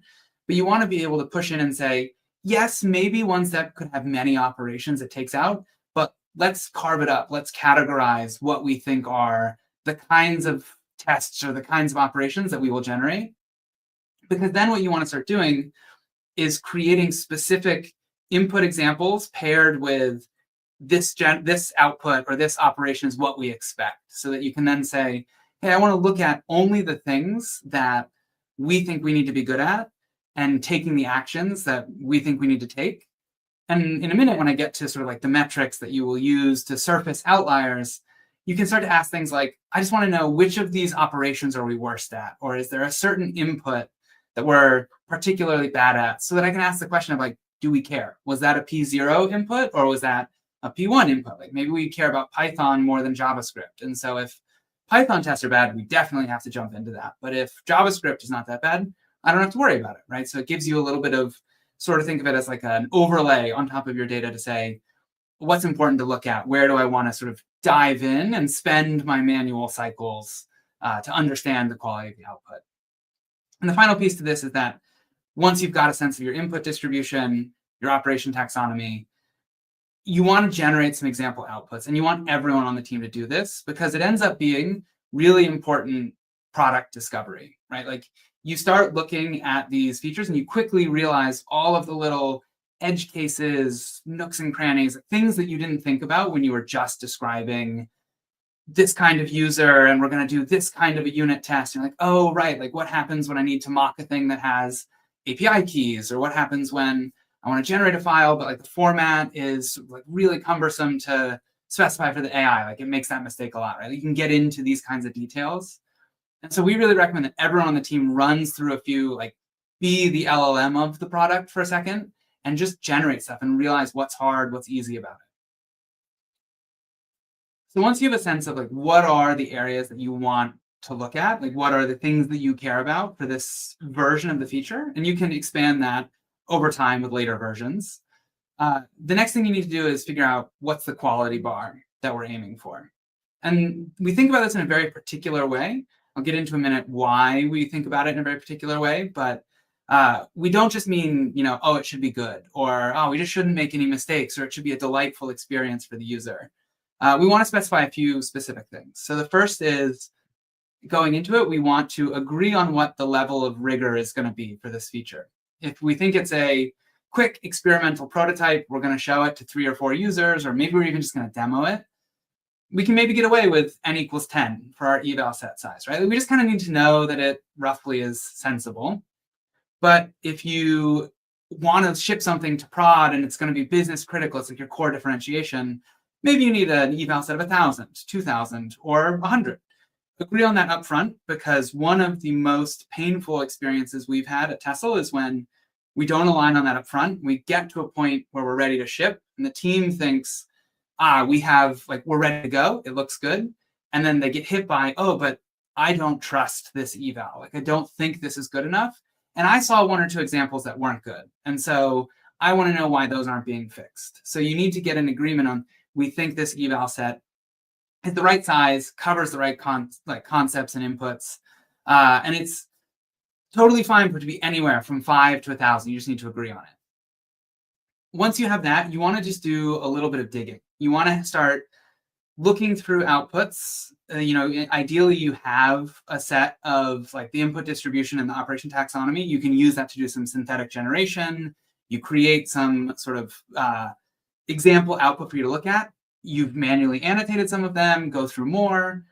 Anytime you see something that looks bad, just think through, like, how could I have detected this? It doesn't need to be one-to-one, but it could be like, oh, this bad one is really long. It's longer than others. So maybe I could have a quick metric that's just, what is the length of the generation? Or, oh, this one's really bad because all of the variables are 3 letters or less, right? So I'll look for that. Or, oh, it doesn't compile. That one's obvious, right? You start to collect these like quick iterative metrics that can sort of just find outliers.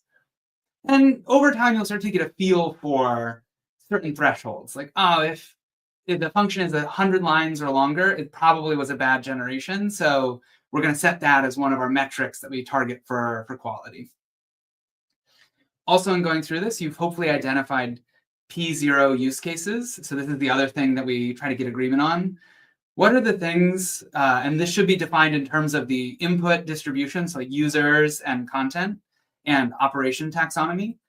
What are the things that just can't be wrong? And when I say can't be wrong, I don't mean globally, because you'll never know. It's a probabilistic system. But what are the kind of things where we can't have any known instances? Like if we see this kind of input and this kind of operation leading to a bad output, it needs to be added to the eval set and fixed. Like we can't launch with any known instance of this. So you want to have those specified. And then finally, once you have all this, once you know how big your eval set should be, once you know what your P0 use cases are, once you've identified some of those targets around like length of functions, number of methods, anything like that, then you can sit down and say, okay, for launch, we think we want roughly this percentage of packages that we generate to be below this number of files, or all of these P0 use cases, they must be resolved, right? And this is where you really want to agree that the eval set and the metrics, when they combine together, will give you confidence to launch. And if you can't get there, your eval set is not done. Like, you need to be adding more examples, increasing the rigor, adding more metrics until everybody can look at it and say, I agree with this. So I had a moment here where I was going to talk about what do you do when a model is not actually good enough yet? Like, what do you do when your CEO says, oh, 90% quality, 95% quality, and then you start working and you realize, like, oh crap, I think we can only get like 60% quality. And here at Tesla, we call that like the first mover disadvantage. Like, what happens when you're hitting limitations of the model before other people and before it's become sort of a well-known issue that you can have faith the model providers themselves are starting to optimize against, or your team has started to accrue data where you can actually fine-tune and improve over the base capabilities. And ironically, I hit like this bad generation of an image and said, all right, I'll just try again. It was a little better, but it was still not right. Tried it again. I don't think the image generator can actually generate this, right? Like, so what do I do now? Do I start writing some like image, like edge detectors to find text and maybe try to like fix it, to change the version, like change the lettering or remove blur? That's starting to get really expensive. And what happens when, you know, DALL-E 7 or Midjourney 12 comes out and we don't need it anymore? We have all this cruft we've accumulated in our system, this tech debt. And so what we've sort of decided with this is that you at some point are going to reach a limit with quality where you've done all the obvious stuff, right? Like, you've tuned prompts. If your team is capable of fine tuning, you've done some fine tuning against it to see what you can sort of get out of the model. Anything else is going to be more than a quick iteration cycle. And at this point, what we've sort of settled on is that this is where you need to flip it around and start designing to your eval results, right? You now have a sense of what are your error cases? What are you good at? What are you bad at? Don't be afraid to build around that, right? Like, sometimes you can be tempted to say, I want to just design the absolute best user experience as though everything was magic. But that can really trap you to a point where you've designed something that you can't launch because the model's never going to be ready for it. And so when we say designing around eval results, the first is that we focus on the error cases and we try to think about how can we make these specific error cases easy to detect and recover from, and then maybe you get some partial value from them.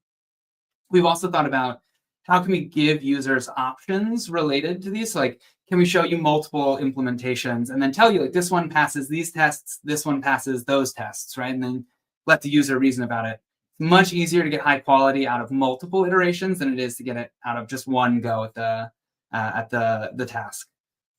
We also avoid chaining. So if we know a certain step in the pipeline is bad, we don't then try to automatically run onto future steps, right? We say, we're going to have to pause here. We're going to have to get the user to correct so that we can move with known good outputs into the next area.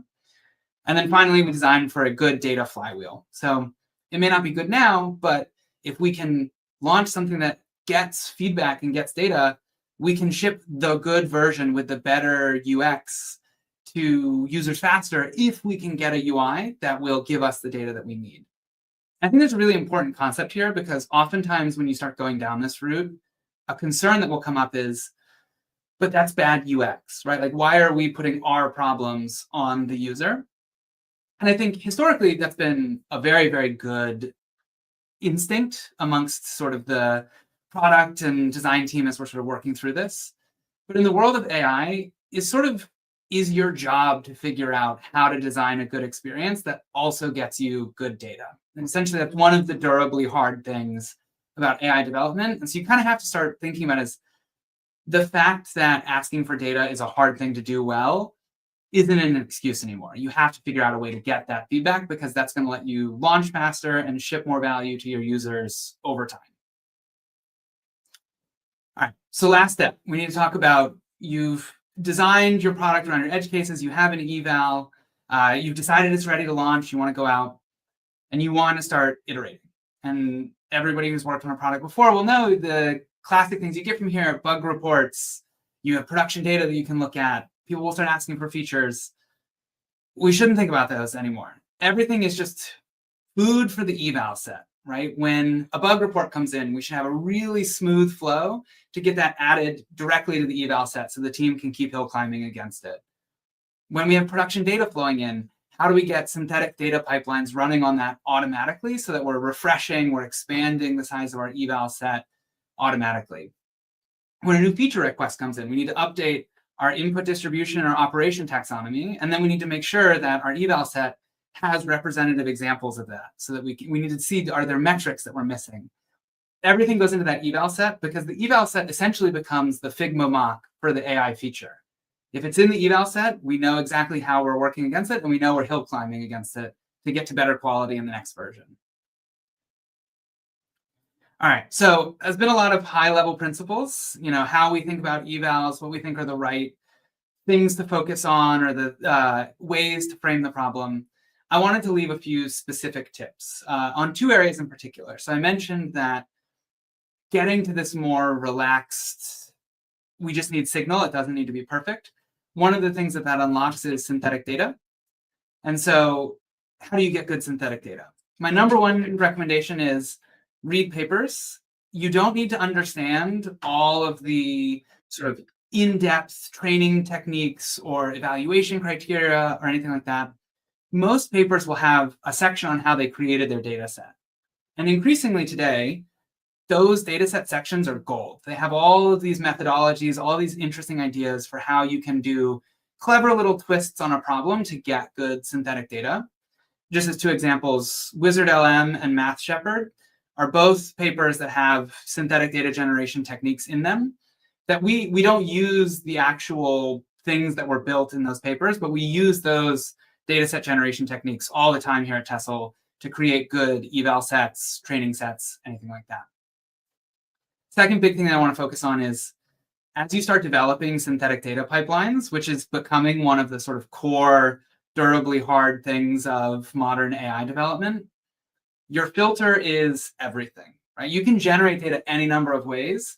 If you have a good filter that reliably strips out noise, you can get to a good data set. And so this is an area that's really worth investing in, using every tool in your toolbox. Don't be afraid, even if it's like a hard, long project, to incorporate static analysis into some sort of, does it compile? Does this API match the imports? All of that, if it gives you incremental gain in the quality of your filter, can be worth it. And in fact, usually is worth it, because it really compounds from your filter. And the last one is, don't be afraid to overclock your generation, right? Use the biggest model you can. It doesn't have to be what you run in production. You can run 1,000 branches and then just pick the best one. Really go overboard here, because it's all about getting data quickly, especially for evals where you only need 100, 1,000, maybe a couple thousand examples. It's okay if it's not economically feasible to run it at scale. All right, last area, I talked a lot about metrics, a lot about this idea that your metrics don't need to be perfect. They just need to be directionally correct. They need to give you good signal. So the first piece of advice I have here is keep things small and pretty dumb at this case, right?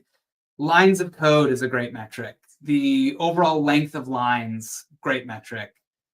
How many functions are there? Do the tests pass? Things that are very, very concrete. And then what you're looking for is not so much the absolute number, but relative shifts. You want to know, oh, usually our lines of code is 100. We made a change to our prompts, and suddenly lines of code on average is 300. Something's wrong. We broke something. And then what you can do is you can use these metrics to sort. Say, show me the longest files, show me the longest functions. So I can see, okay, I see what's happening. It misinterpreted this, or it's adding all these extra comments that we don't need. So you really just want things that sort of help you to sort and jump in on the right area, and to help you detect that something has changed in your base implementation. The next one I'll say is that tests are the absolute gold standard for evaluating code-centric things. We have basically a built-in oracle that tells us, is this generation good? And does its tests pass? Now, A lot of code doesn't have tests. So this is, again, I've mentioned a few areas that are sort of like durably hard in the new landscape. For code-centric AI features, start developing your capabilities around writing tests for code, right? If you get code from the wild, if you've generated code, you should have auxiliary pipelines that can write tests and good tests for those so you can now evaluate the quality of them going forward. This is just like an area that it pays to be really good at.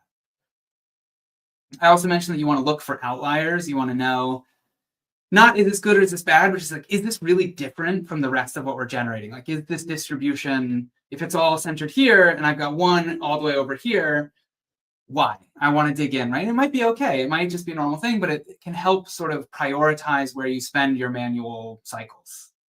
And then finally, when you want to ask that question at the end of the day, like, is this good? Is this bad? Just understand that there's not going to be like one metric that you define upfront at the beginning of the project that's just definitely right. It's going to look like an amalgamation of many things, right? You might say that like a good generation will have less than 200 lines of code. The average line length will be about 30 characters. Function count will be roughly equivalent. There'll be like a ratio of 3:1 private to public in the API or something like that, right? That isn't guaranteed, right? You can obviously immediately think of instances where that's not a good function or not a good generation. It's a statistical game. You say, if I set this barrier, then more often than not, the things that get flagged, they are good. And the things that get anti-flagged or sort of like flagged in the other bucket, they are bad. And it's statistically right enough that it gives me the signal I need to keep moving. So that was kind of a whirlwind tour, covered a lot of the things we think of here at Tessel. I'm sure there'll be questions where they want to dig into certain areas. So I will stop there and I will move us over to questions. And I think Simon's going to come up and join me to offer some. I am. It's very disappointing to see how the camera is slightly moved up. I know. I'm so sorry about that. I know. I blame myself. I'm gonna have to deal with that. But yeah, that's a me issue. Yeah, not a you issue. So a couple of interesting questions that we've had. Actually, one as a comment, actually, which I'd love to kind of like dig into a little bit. Michael Wolf says, I love that you suggest folks work a number of examples by hand. There's a lot to learn by digging into the real problem instead of staying above it. And I feel like this is we sometimes jump to, particularly with, I guess, something like evals, where it's like a lot of tests that you have to run. It's a lot of stuff. We need to get in and amongst that. Yes. Is there? I guess in terms of let's talk through the value of that in terms of what happens if you don't do that kind of thing. Well, so I actually have a few concrete pieces to this. So first, it's a great point. I think people on your AI team need to look at data, and you need to hire for it. And so we have explicit in our interview pipelines. We look for people who have that sort of grit, that sort of ability to sit down and just like look at a bunch of output and say like, oh, this was weird. I dug in, and then I spent 30 minutes trying to understand why and tweaking with it. Like that is just a thing you have to do, and you have to understand that your eval sets are going to take a day, 2 days, sometimes longer to put together. And that is real meaningful work that you want to do. And the value that you get out of that, in addition to building good eval sets that obviously can help you sort of iterate faster, I think of it like having a good test suite, how much faster you can develop and push code if you've got good test coverage. The bigger one though, and I think the reason why we really advocate people do things by hand, is the product learnings. The fact that there are so many edge cases and things that it's easy to describe abstractly, but if you don't understand the task well enough and where it can go wrong, it's going to be hard to prompt. It's going to be hard to design the UI around it. And so it's kind of like a new form of user interviews. It's just like data interviews, you could call it. No, absolutely. Another question. This is a fun one. So this one is when we think about what good looks like. If there is something which is completely novel that we're trying to run evals against, how the heck do we think, oh yeah, this is a good eval, this is a bad eval? We had Des Trainer from one of the co-founders of Intercom, the podcast, on the early days, and we did, and he runs these things that he calls torture tests and things like that. And one of the hardest things that he kind of like said was the biggest problem is, what does good look like? How do we recognize without needing to lean it into production straight away to identify what good looks like, what that value is? So what do we do with things that are novel? Yeah. So I have two ways that at least we here at Tessel think about this. First, actually going a little bit against what you were saying is that why not get it into production as soon as you can, right? And so in particular, if you know that you're working in a very novel space where it is really hard to know what's good enough, it might be worth thinking about how can we design our product so that it's easy to ship things that don't necessarily have good quality yet, right? So that could be around designing around optionality, designing even just like a labeling system to let people know this feature's in alpha. But obviously it's good to go further than that if you can. But if you know evaluation is going to be hard, and that at the end of the day you really just want production users to tell you, this gets back to what I was saying about we need to get good at designing interfaces that are good experiences and give us good data. We also need to get good at designing interfaces that are good and don't necessarily have to be perfect, AGI to work. So that's one thought, is maybe just a push of like, can you launch sooner? And can you design to allow yourself to launch sooner? The other thing that I'll say is like, there is always a world for human judgment, LLM as judge. There's these more subjective measures that, again, you just want to find the biggest low-hanging, like oftentimes in my experience launching AI features, people know they're going to make mistakes.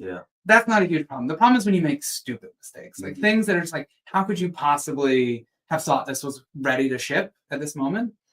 And catching that, like you may not be able to tell, like, is this really good? But you can tell, like, is this stupid? Like, is this going to be embarrassing to us?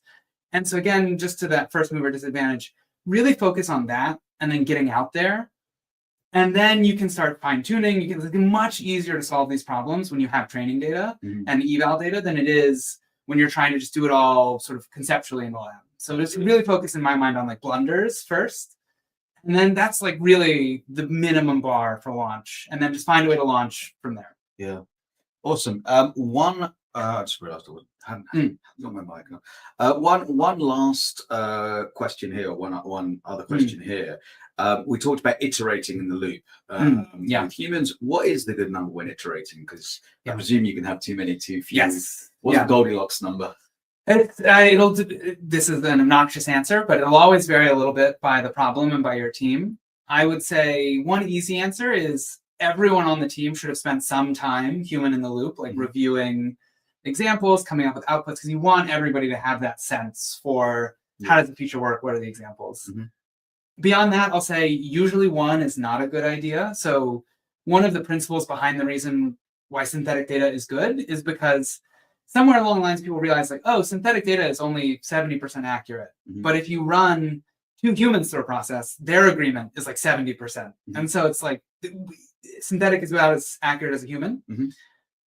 So in that sense, if a human's only 70% accurate, you get much better if you can have 2, 3 people running and you can compare their outputs to one another. So it's kind of like inter-annotator agreement is like a common thing here. So if you're running humans in the loop and it's not your core team who you can just expect to spend 30 minutes on one example if they need to get it right, I would say you want at least 2, ideally 3, so you can compare and break ties. And then ideally you want to be curating that set. So if someone is consistently off from the other annotators, you're going to want to look at rotating them out, bringing someone else in.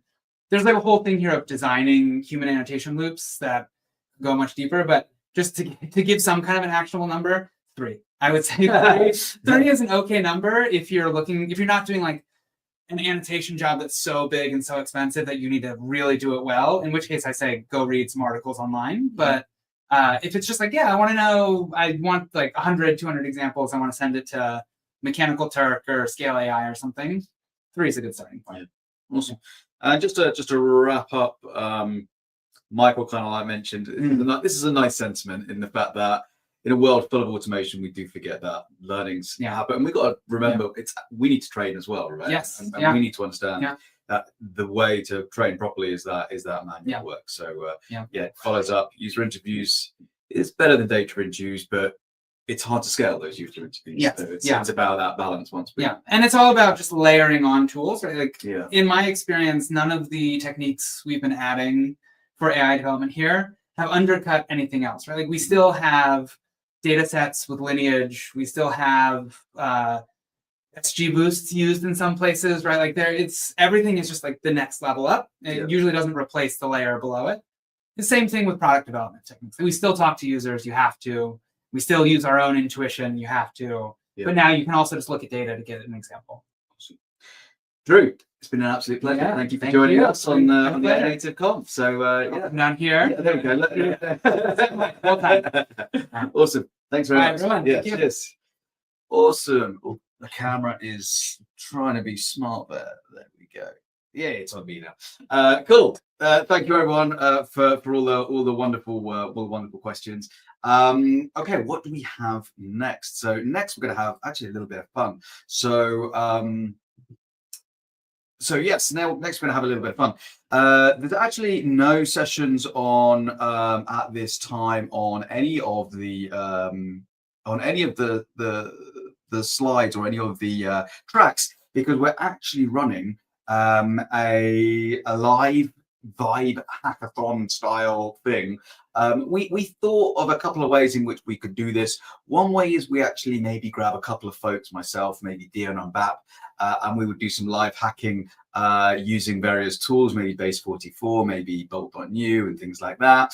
But I guess, you know, because we're developers by trade, it's hard to really see what the power and the wonder of these AI development sessions or the vibe coding is. So what we're actually going to do is we're gonna pull one of the behind the scenes people, Petra Evans, who's going to join us on stage, and she's going to run a couple of challenges. So if you have a challenge or two that you would like to see Petra build in Base44 or Bolt.new or whatever it is, let us know. Give us some suggestions of what you would like to see Petra build.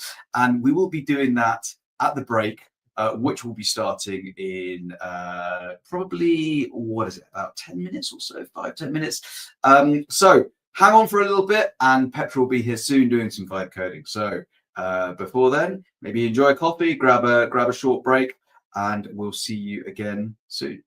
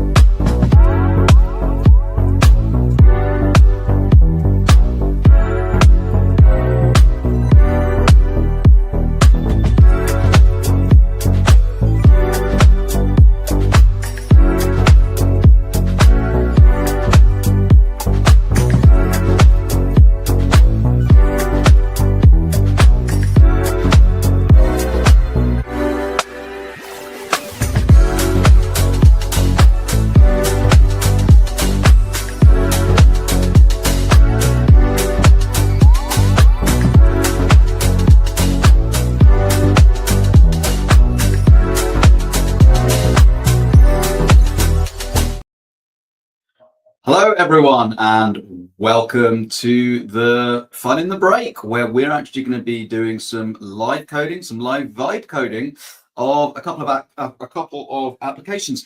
Now, this is going to be fun because, like I mentioned just before the break, it's no fun trying to give someone who's been a developer for 20 years or whatever a challenge around vibe coding. That's already been done. In fact, we did it just recently on the podcast with myself and Joe Holdcroft about when we were playing with Base 44, Windsurf, Cursor, Bolt New, and it was good fun. But wouldn't it be a nice challenge to build something from scratch for someone who has never touched an IDE or a line of code or never built anything in the past? So this will be a real challenge for the tools to see if we can actually build from scratch for someone who's not had that experience. Joining me, the wonderful Petra Evans. Petra, how are you? Hello. I'm great, thank you. Now, you're Simon. normally behind the scenes, just there, I am, clicking all the yes. buttons and making sure we're all live and all going well on this stage. So a big thank you for that. Of course. But today you're turning developer. So I'm Really gonna love tell you what I'm gonna this. do. I'm gonna add this to stage. So what we have here, we have Bolt and we have Base 44. So what do you want to try? Do you want to try Base 44 or Bolt? Or what, we'll do a couple of, we could do one of each. Yeah, let's do one of each. Let's start with Bolt. Let's start with Bolt. Okay, so I'm gonna put the cursor there. Right. Okay. Your first challenge Okay. is to build the game Snake. Do you remember the old Yes. game Snake? Yes, yes, yes. I remember when I was on an old Nokia, I can't remember what it was, but it was the old proper old. It was when a phone made a phone call. I'm and that too was it. young for those. Yeah, I know. But we want the Snake game. Okay. I'll leave you with that first of all. Okay, so I can just tell it to build a snake game. Is that what? Yeah, go for it. Okay. You can try. We'll see what Build happens. The game of snake that was played on the old Nokia. Oh, I like that. Just Yeah. gonna increase the size of Please the do. text I as can't read well. this. Let's increase. Why is that not working? There we go. Okay. Awesome. Okay. So we just send her off. Let's see what happens. That's me that's doing. Okay, so this is, I wonder if it's actually, I'm not sure which model we're using here, but it might be doing some deep thinking where it kind of like, first of all, thinks about what it's trying to build before actually going ahead and building it. So the cool thing is, you've got, on the right-hand side here, you've got the code and the preview. On the left-hand side, it's kind of like just talking to you, telling you what it's doing. So it's created some initial files, some dependencies, it's got an app, it's got a game and a game board and some game controls. I wonder if it will allow you to use the cursor keys. That would be cool. Now on the right-hand side, it's generating a whole ton of code. Okay. And one thing about vibe coding is you can choose to completely ignore that, or you can go into it and have a look. Right. But As a non-coder. you can just completely ignore it. So now the preview, the preview here is interesting because once this completes, and look, you can actually see it's doing some game logic and stuff like that. Once it completes, it will actually create you that UI that will show you the entire Snake game, hopefully. And we'll see what happens. And then I can export it and fully have a Snake app. You can actually, with outcome. Bolt, we can actually maybe try that. We can deploy the whole thing to Netlify. In fact, the CEO and co-founder of Netlify is the closing keynote today as well. How cool's that? Oh my gosh. If I click start, like, can I play in this? I have no idea. Let's try. No. Start, press, Press start to play. press. What do you? Okay, so, Oh, there you go. ooh. Space will start. So what happens? Okay. Oh, interesting. Okay, so it's not, Right. So that's what we're trying to get. right. That's the snake. I'm What guessing. type of next instruction would you give this? Well, you're the one developing What- this. What's it not doing? What do you want it to Well, do? I want it to be active. Sure. Make the snake make the snake alive. Or move, maybe. Make the snake move and the game interactive. There you go. Let's see. It might be tricky to, what we might Game need. is already interactive and the snake moves. Oh, it is already.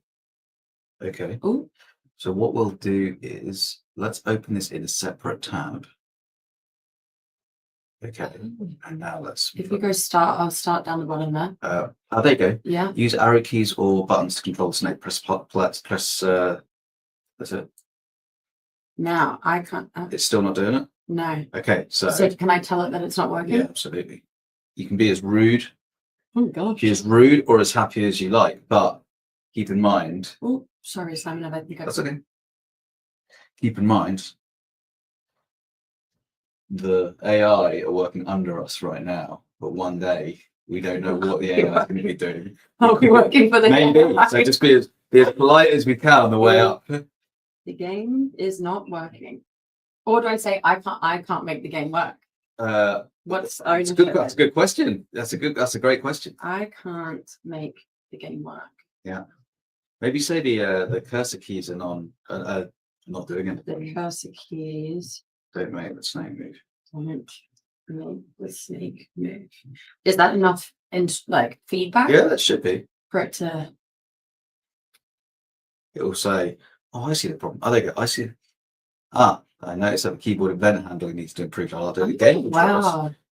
Very often, if there is sometimes with Bolt, if there is a problem that it detects, Mm, it'll notice it and try and fix it automatically. So, okay, so let's jump and wants to do that again.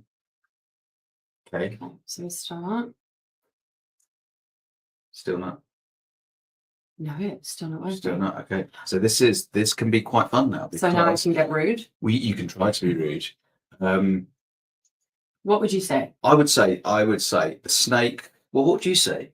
The game doesn't work. You want the snake to move, and then you want the keys to The snake, direct the snake. the keys are not they're not the Responsive or they're not responsive.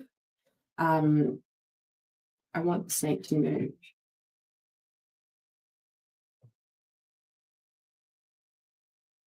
Maybe try using your let me keyboard fix on the the thing chat. up. We did try a little bit of the keyboard as well, but that wasn't working, Sam Hepburn. Yeah. Do you think what was the other app you said we should try this on? Do you think we could try Bolt 44 as well. okay? Um, Let me fix the snake movement. I'll tell you what we could do as well, which would be pretty cool. What if we got The live what- demo curse strikes again. It is, yeah.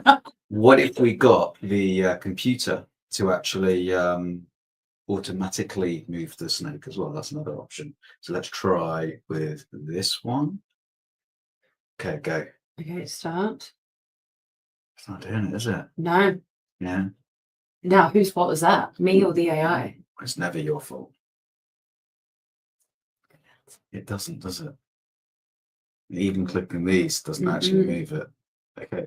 This is the wonder of A, live coding, Mm-hmm. B, vibe coding, and C, let's get rid of that and try base 44 now. Okay, so first challenge didn't work as well. All right. Second challenge, I want this is the second challenge now. to make game of snake.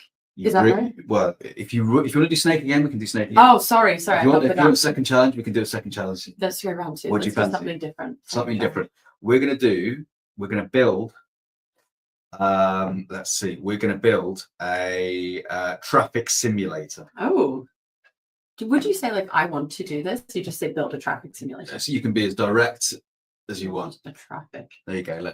simulator. I feel like your relationship with AI has changed in this. I'm usually really nice to Yeah. AI, and now I don't know if I'm too nice. Now Build- this.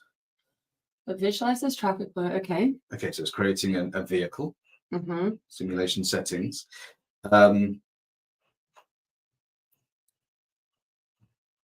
Simulation controls. Oh, interesting. So I wonder if it's going to give I us never controls actually- as well. Seen a traffic simulator. So this will Have you be not? no, I don't think so. Let's see what this creates.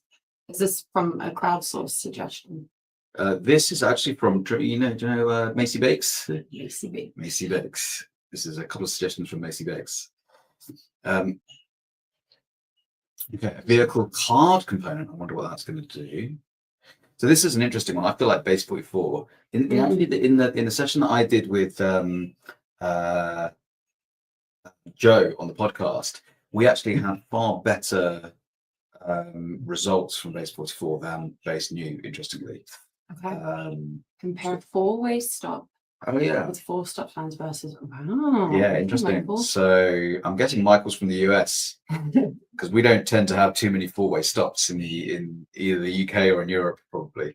But that's an interesting one. Compare how good a four-way stop is with 4 stop signs versus a roundabout.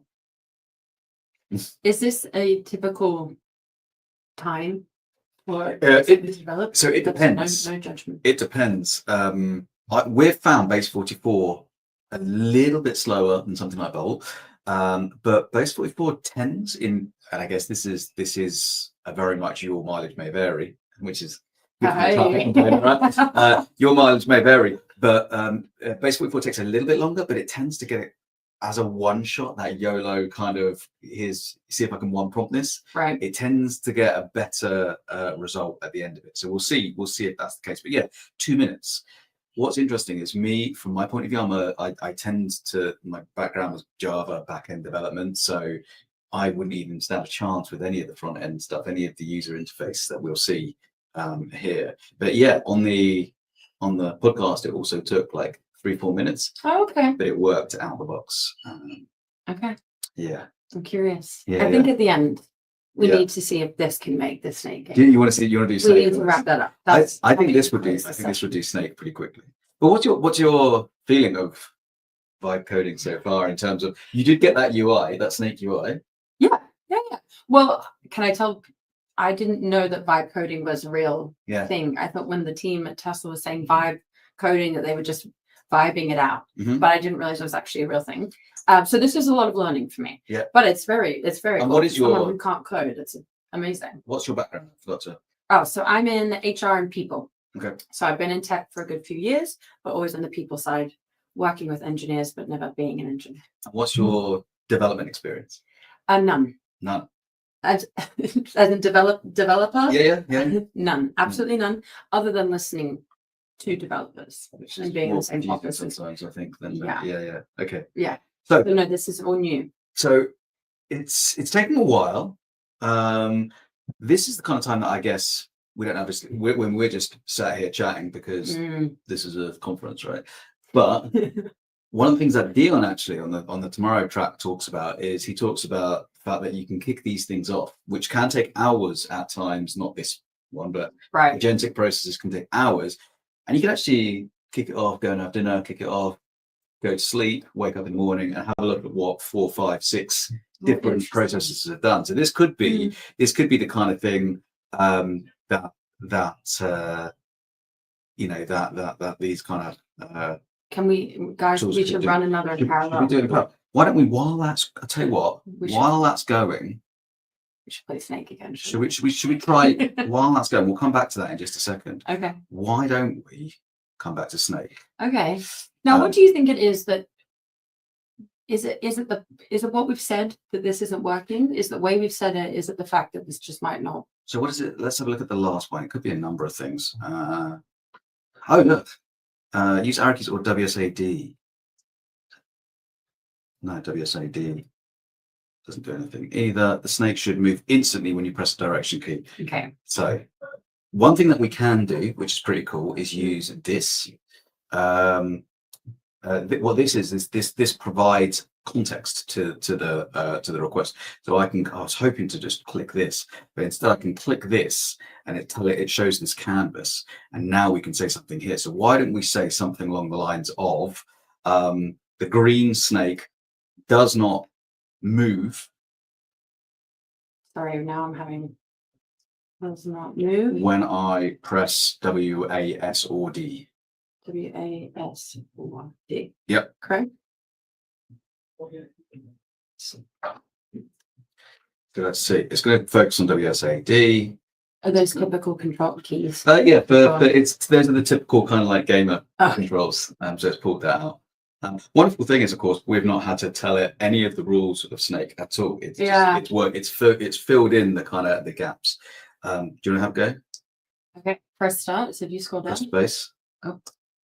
WSAD. Oh. No. It's not. I wonder if it's a refreshing kind of thing. Snake should move in response. Yeah. Okay. Let's have a look in the meantime. No, that's still going. That's still going. Okay. So let's, why don't we try and do, Is this it? Would you say this is typical? do you know what? Sometimes you fight with the AI, you fight with the model, because you're trying to say this isn't happening and it's not finding the right response. It could be, so maybe we say, why don't we say, snake hasn't, the snake, let's get angry with it. So we say the snake is not moving, the problem is somewhere else. Look at all the reasons as to why I am not seeing the snake move. Is it a refresh problem? Is it a snake coordinate problem? Oh, sorry, my typo. Snake is not moving. Do I say now? That was very rude. Let's try that. Okay. We could try to deploy it, which is a good idea. Analyze all the problems. Okay, so it's going to have a look at all the problems. The other thing is we can deploy. So Let's try it. there's a couple of very interesting things that Bolt.new does. Some really interesting integrations with something called Netlify that we've already talked about, pushes it up, makes it available. Also Superbase to allow the app to start storing data in a database. Okay. Try it now. Movement should be smooth and responsive. Wow. Do we believe it? Let's try this. Then we'll try the so let's press space. Does it move? Okay, let's deploy it. Okay. And this is, you'll see how easy this is. I've actually got a Netlify account, so this is going to actually use my account. If I didn't have a Netlify account though, then it would still do it for free.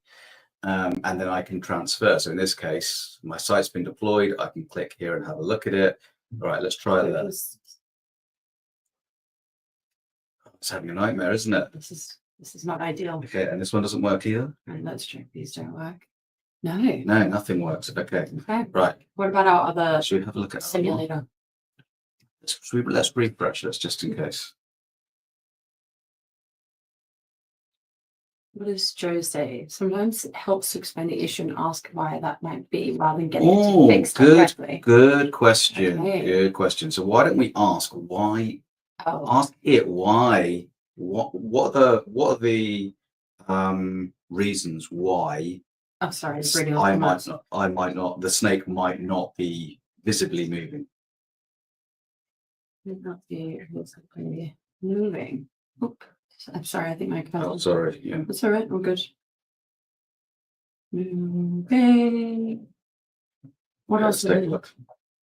Probably best to give it a task that comes up with the problems rather than give it examples of problems you can solve. Okay. One of the other things. So try again. Press. Actually, let's do a redeploy. So, guys, there's a fresh dice roll. What would you do? Okay, we have. Would you completely rewrite the entire thing? If we have 8 minutes left, Simon, and I need to see a game of Snake, what would you do? We will make this work. So it's deploying. So lifelike, Michael says, the humans are the bottleneck. Yeah. Yeah, I feel we might be the bottleneck. All right, let's try this.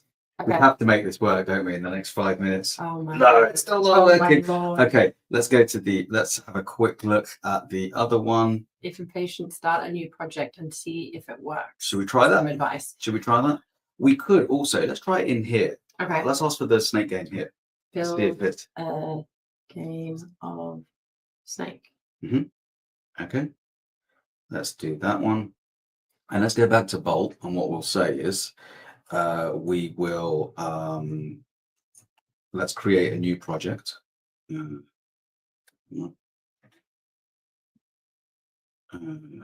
are my new projects? Your chat, start a new chat. Okay. Okay. Let's try again. Let's not say Nokia. Okay. Game. and Yes, see- I might have confused it. I was trying to be Yeah. relatable. And maybe say basic game of Snake. Let's try small. Okay. Okay.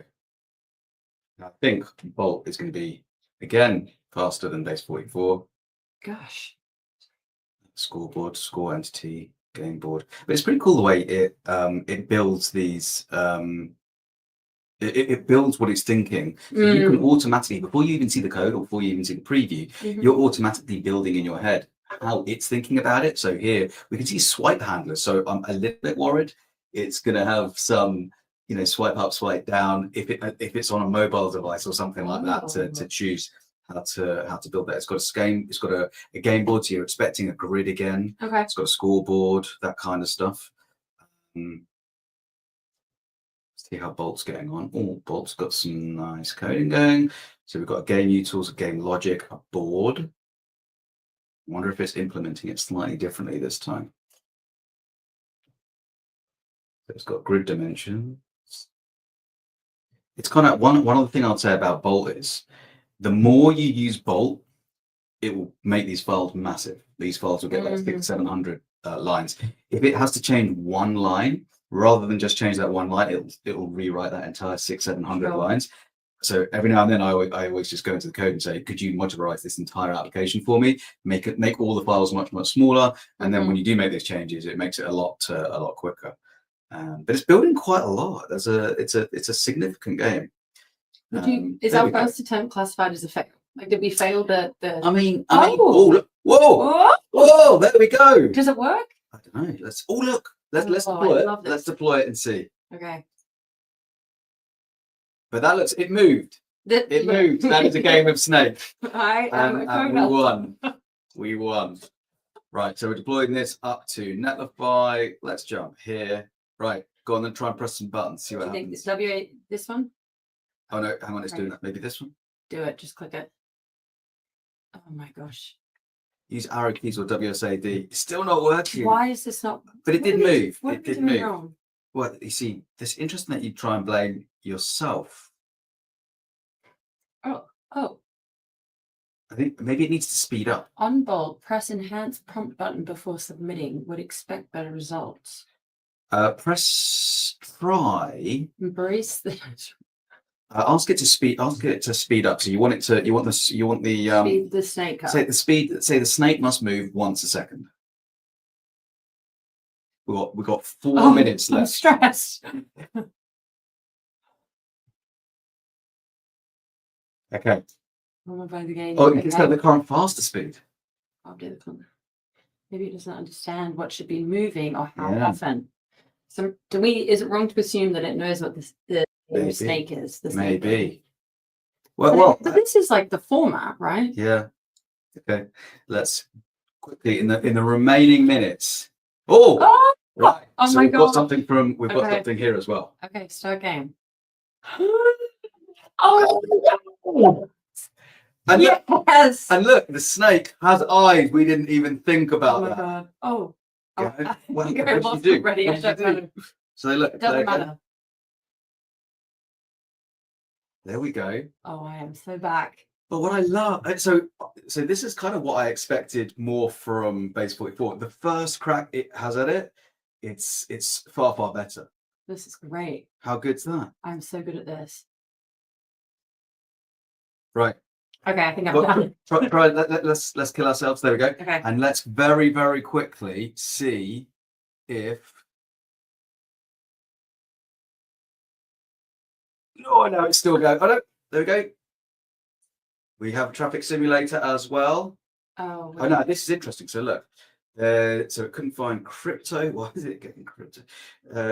So let's resolve with AI. So it's found a couple of issues. Mhm. Now we're going to please help me fix these errors. So it's going to have a little play and fix these errors. One of the funny things that happened last time with when Joe was building something with Bolt.new is it had so many errors, and we dropped it into another tool called Windsurf, and it just started fixing all its errors. But the cool thing is, it's almost like, particularly with this, it self identifies the issues and then tries to fix them itself. So this is what I would expect, and Bolt does this as well if it finds an issue as well. Okay. That is very cool. Yeah, Michael. So Michael kind of mentioned. Did anyone else notice their faces? Now, this is what I wonder. I wonder if this is effectively the new aha moment. You know, when as a developer, as I'm coding and I fix something, that's my aha moment. I'm like, holy shit, I've got this working. That's brilliant. Let's go grab a beer and enjoy life. Yeah. That I think is probably a very similar. Can I call this my vibe coding aha moment? Look, we've only got 1 minute till the next session, but look. Okay. There's stuff happening. I can add new vehicles. Look, it's got lanes. Let's add some vehicles. Let's see what happens. Hit play. That's a car. Why is the car not? Is that it's not on the road though? We can have 4 lanes. Oh, it's each way. Oh, Right. So let's make the accident probability high. It's not as high as I would expect. Okay, but we got something, and we're at time. Ladies and gentlemen, Petra. Thank you, everyone. Thanks, Thank you very Simon. much, Petra. Bye. Awesome. So thanks everyone. This was great fun. Let's quickly move back to the. Hang on. Let me find where I am.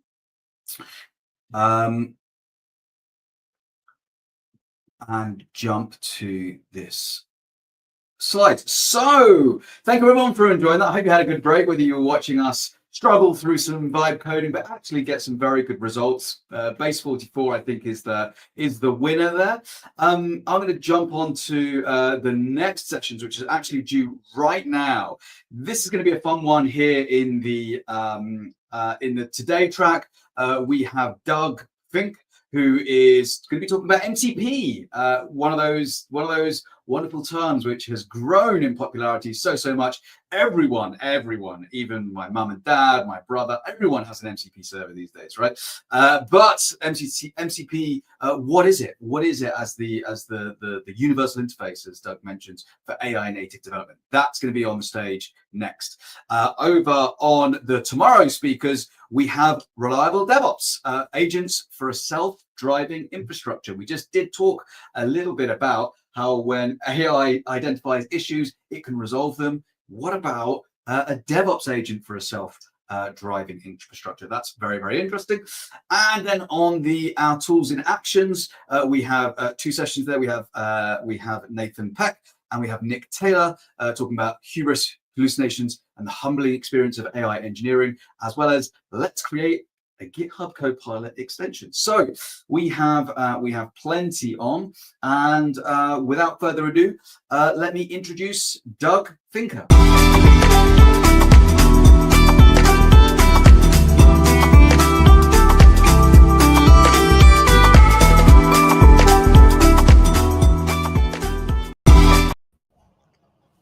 Doug, welcome to Native Dev. How are you? Good. Hi, Simon. Thank you for having me. Oh, absolute pleasure. And Doug, tell us a little bit about yourself. Sure. I've been around the industry for 100 years.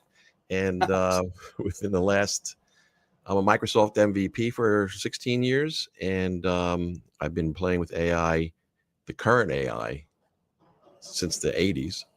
Well, it's not current, but then just the latest generative AI in the last few years. And it's just absolutely fascinated me. And I'm now taking it to the next chapter, the model context protocol, MCPs. So looking forward to presenting on this today. You obviously, with the history of that long in the AI space, you obviously go way deeper than any of the. Well, I don't know about deep. I certainly go way back. Well, I say nonsense. Vibe coding is incredible fun and fit for purpose for a specific purpose for that prototyping and stuff. That just makes it that much more accessible to people who aren't developers, people who want disposable apps, those kind of things. But you know, I guess the areas that you go into are far more in depth in the machine learning space. So we're all looking forward to hearing your wisdom and talking about MCP. So Doug, I'll add your slides up to stage if you wanted to go full screen with those slides. Okay. I'm going to start with this one first. Just a little introduction. Okay. Is that all right? Yeah, I see your presenter view actually on the slides right now. Yeah, I actually changed my screens because I didn't want to be looking at the other screen for that and then not. No worries. See, one day, Doug, we'll have AI to sort all of this out for us. But in the meantime, let's see if this gets it right. Is that better? Yeah. All right. There we go. That's better. Spot on. Okay, Doug, I'll pass over to you. Have a great session. Thank you. Hello, everybody. Welcome. My name is Doug Fink. As I mentioned to Simon, I'm going to be doing a talk on model context protocol, Anthropic's MCPs, and we'll get into that in a bit. I'm going to have a quick slide here then a little bit of a demo, and then back to slides. So I'm a 16-time Microsoft MVP. I wrote a book called PowerShell for Developers, and I organized the New York City meetup for many years. And it's now a live stream that I do. I do multiple ones per month. I cover all kinds of technology specifically, and most recently, all in the AI space. I actually have one coming up next week. I'm going to do an improv, AI prompt improv hour. So if you want to head over to that meetup, I'm going to take questions from people in the audience, and we're going to just live prompt and see if we can solve different kinds of problems, both technical, marketing, whatever actually comes up. If you want to stay connected, you can find me on all the social media platforms. I've got a YouTube channel with lots of videos. I don't like doing long videos except for my meetups, and I do lots of little videos on MCPs. How do you incorporate it? How do you make agentic searches with an MCP and whatnot? This is a recent one I put up, and you can find me over there. Cool. So let's get out of the slides, and we're going to just do some coding. So I'm going to bring up Visual Studio Code.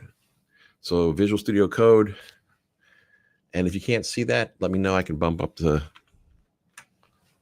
font if that's good, if it's bad. And so I'm going to use Visual Studio Code. I'm going to use Visual Studio GitHub Copilot in there, and they have a host. They host MCPs similar to Claude Desktop and to have Windsurf as well as Cursor AI do the same thing. And what I'm going to show here is this is how you set up a simple JSON config for an MCP server. And this is similar to how you do it inside of Claude Desktop, for example, except here I think you do an MCP servers. You just name the Hey, Doug, if you wouldn't mind, if you could just if you could just enlarge the font, that would be absolutely awesome. That would be brilliant. Thank you. I know it's harder to code, but I'm sorry. That's all good. Does that work a little bigger, or is that fine? Yeah, maybe even one more, but whatever hopefully works as an in-between. All right, this will be fun. Maybe one less, because now it's getting awkward. We'll go down. We'll get it just right. Cool. So this is basically how you do an MCP server. I'm going to do initial one. We're going to do a standard I/O. There are ones like HTTP. You can do things with NPX, all different kinds of types. And I'm going to show you how to do one quickly in Python. So I have an MCP server.py. It's really super simple, and you can do a pip install on the MCP, fast MCP. And these are maintained officially, and they have these types of SDKs for all different languages, for TypeScript, for .NET, so on and so forth. So I'm going to actually just create two functions in Python. One is going to be called multiply, takes two variables, A and B, and I'm going to have one read CSV, which we may not have time to get to. So I'm just defining the multiply as return A star B. Now I'm going to go back over here to my MCP JSON, and I'm going to click on the start. So this is going to start up my MCP Python. I'm going to hit restart so we can see the actual messages. And the MCP host, and this is the same thing that again happens in the Windsurf, Cursor, and Claude Desktop. It tells you that it's starting it. It does tool discovery. Inside of Visual Studio Code, I can click on this toolbar, and now I can see that I have my server with my multiply and my read CSV tools ready to go. Now, let's see how we make that work.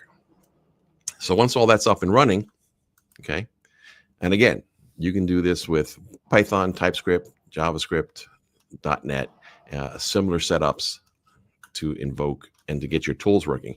And you're just basically using standard code that you're used to. So if you're familiar with programming in Python, you're going to define a function just like this, as you always have. You're going to add a decorator, and you're off to the races.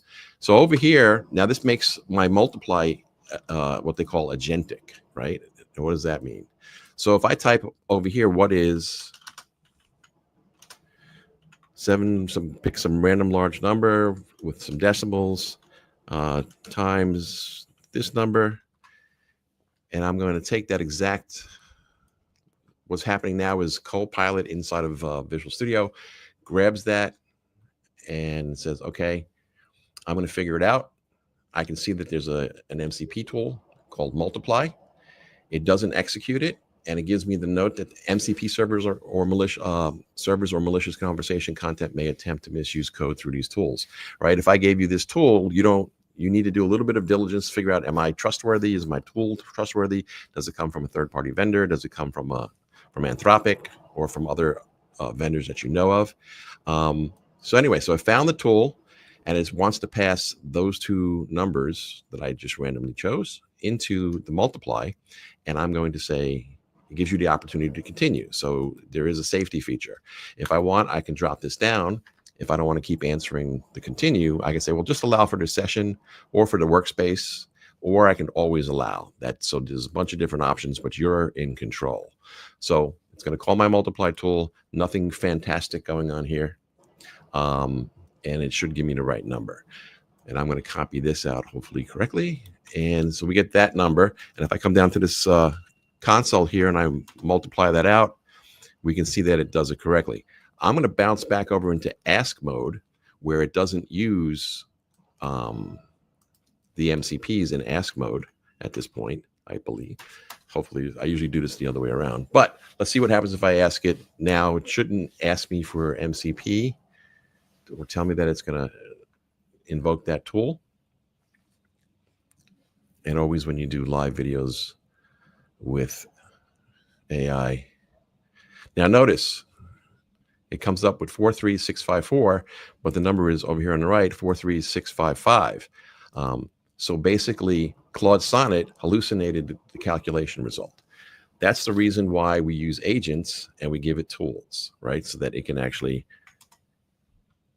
say, oh, I have to do a multiplication. Well, I'm not good at that, but I'm going to use a tool for it. And then when we use the tool, we're golden.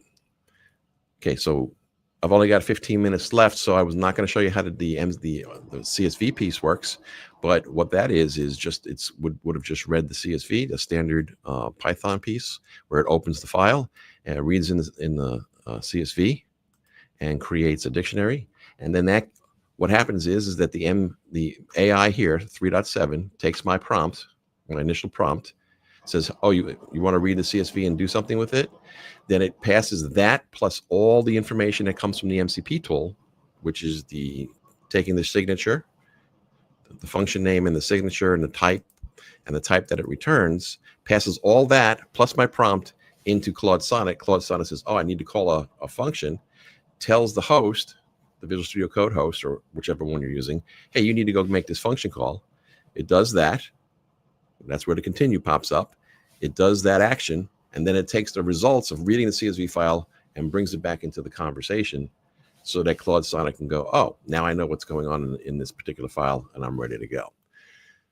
So that's just a quick overview or a quick run through of an MCP. And of course, that could be at least a 2-hour presentation. So let's talk a little bit about, well, what MCPs are, right? A universal interface for AI native development. So it's an open protocol. MCP is an open protocol for connecting AI models to tools and to data. That was what I was just showing you, right? It connected to a multiply.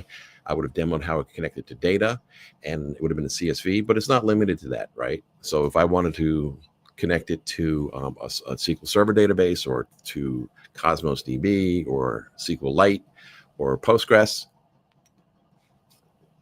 I may have code that already does that, right? Maybe already authenticates and authorizes, and I can authorize and authenticate through my code to those database, to those data and backends, and then they can now, as tools, play into the AI model space via the MCP protocol. So it's JSON-based, works over standard I/O, HTTP, or SSE, right? So there's a whole bunch of different ways, and again, so you can think of HTTP and SSE as being remote servers on or things on the internet that you can tap into.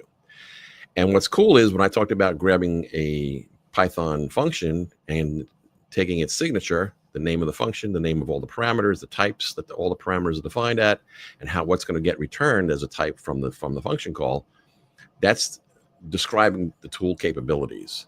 And that gets set up in a specific way that gets handed from the MCP server back into the MCP host. And then models invoke them like APIs. There's no SDKs involved, no plugins, no retraining required. You saw me, I just had a little Python function. I put a decorator on it from the SDK, and I created a 5-line mcp.json config, hit start, and I'm ready to go. This is standardized by Anthropic, and it's being adopted by Microsoft and OpenAI, Google's, and everybody else. All right, so the multi-host, one protocol, every interface. Everything from like IDEs, like I mentioned, Windsurf, Visual Studio Code, Cursor, CLIs like Aider and Klein, and edge devices. It's all the same contract for all of these. The host speaks JSON. Again, there's no SDKs, no friction. And you learn how to build your stuff once, and then you can reuse it everywhere.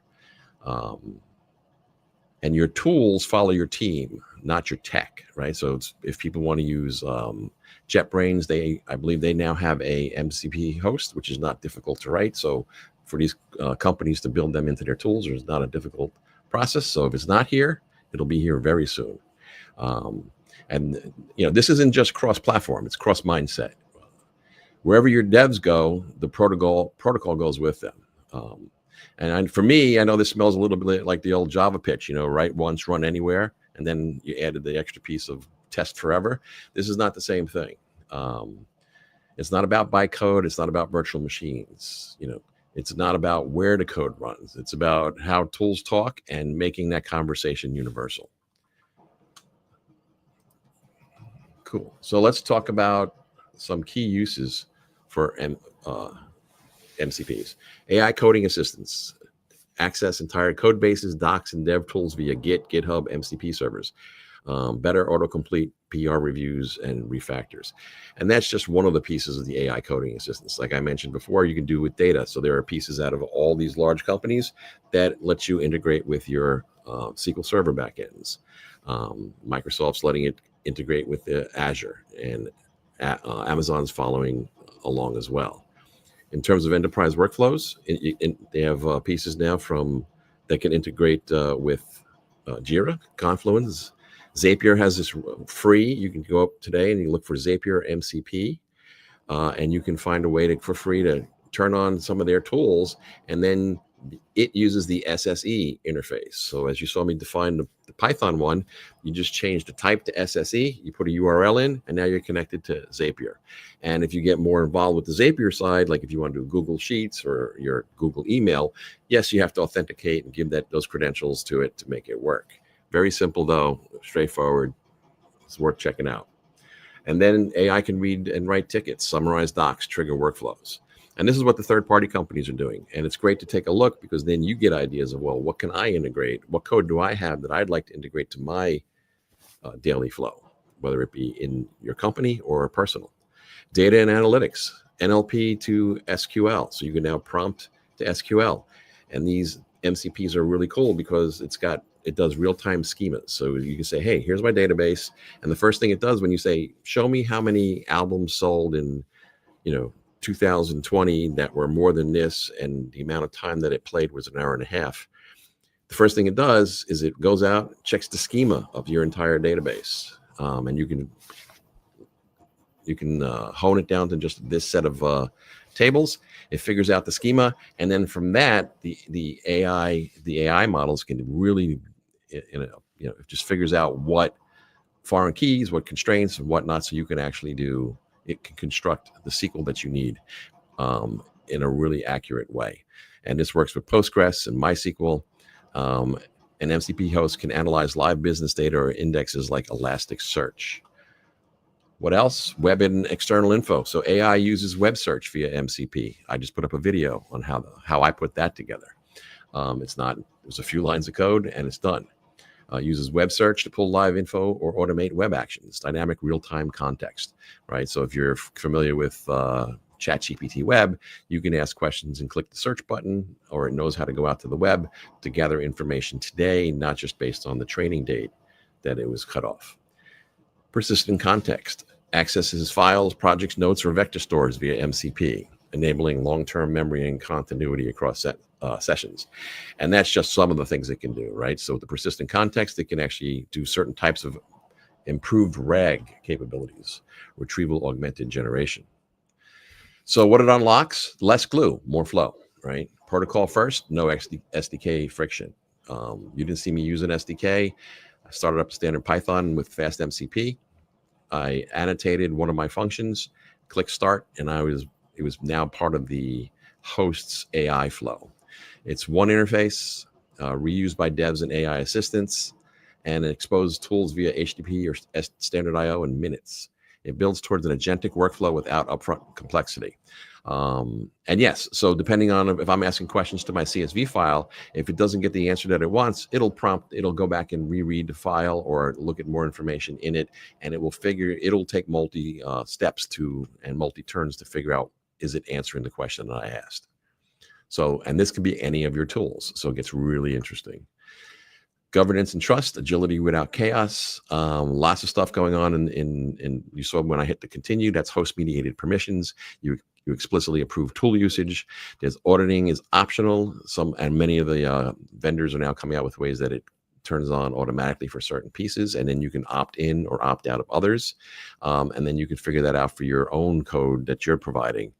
Maybe you're going to provide a third-party tool. And there's a lot of vendor collaboration. Right, Anthropic, Microsoft, and OpenAI, and Google are working on a lot of the standards. One of the papers were just put up by MCP today. Where this is going, I think next week there's another conference, the Dev MCP conference, and they're going to be talking a lot about this and the players that are actually doing the work on this. Emerging security patterns, prompt injection defense, endpoint control. So this is being treated very seriously, and lots of big brains are working on it. Where's it going? It's not a framework. It's a foundation we're at with this. From VS Code to Claude to no code, right?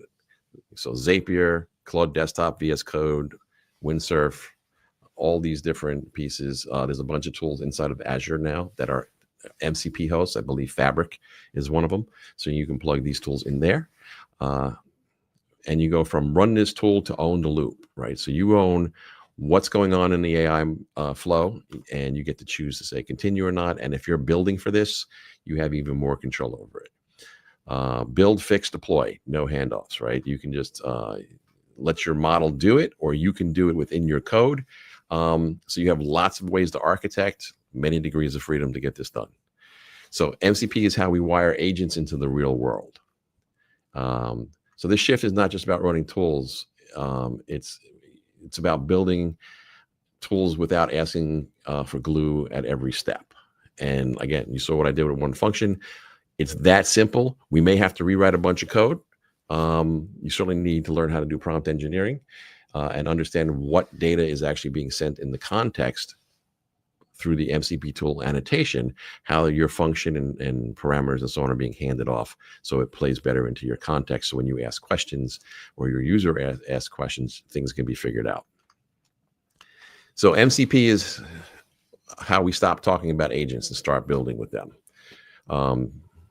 This is my last slide, and just to say that in the span of a year, so I think this was dropped like in November of 2024. So in less than a year, MCPs have catalyzed a flurry of developer creativity by offering a unified way to extend models with tools and data. MCP has been key to unlocking novel applications, from coding copilots that understand entire code bases to enterprise bots that juggle multiple business apps, to assistants that can analyze real databases and agents that browse the web or maintain long-term memory.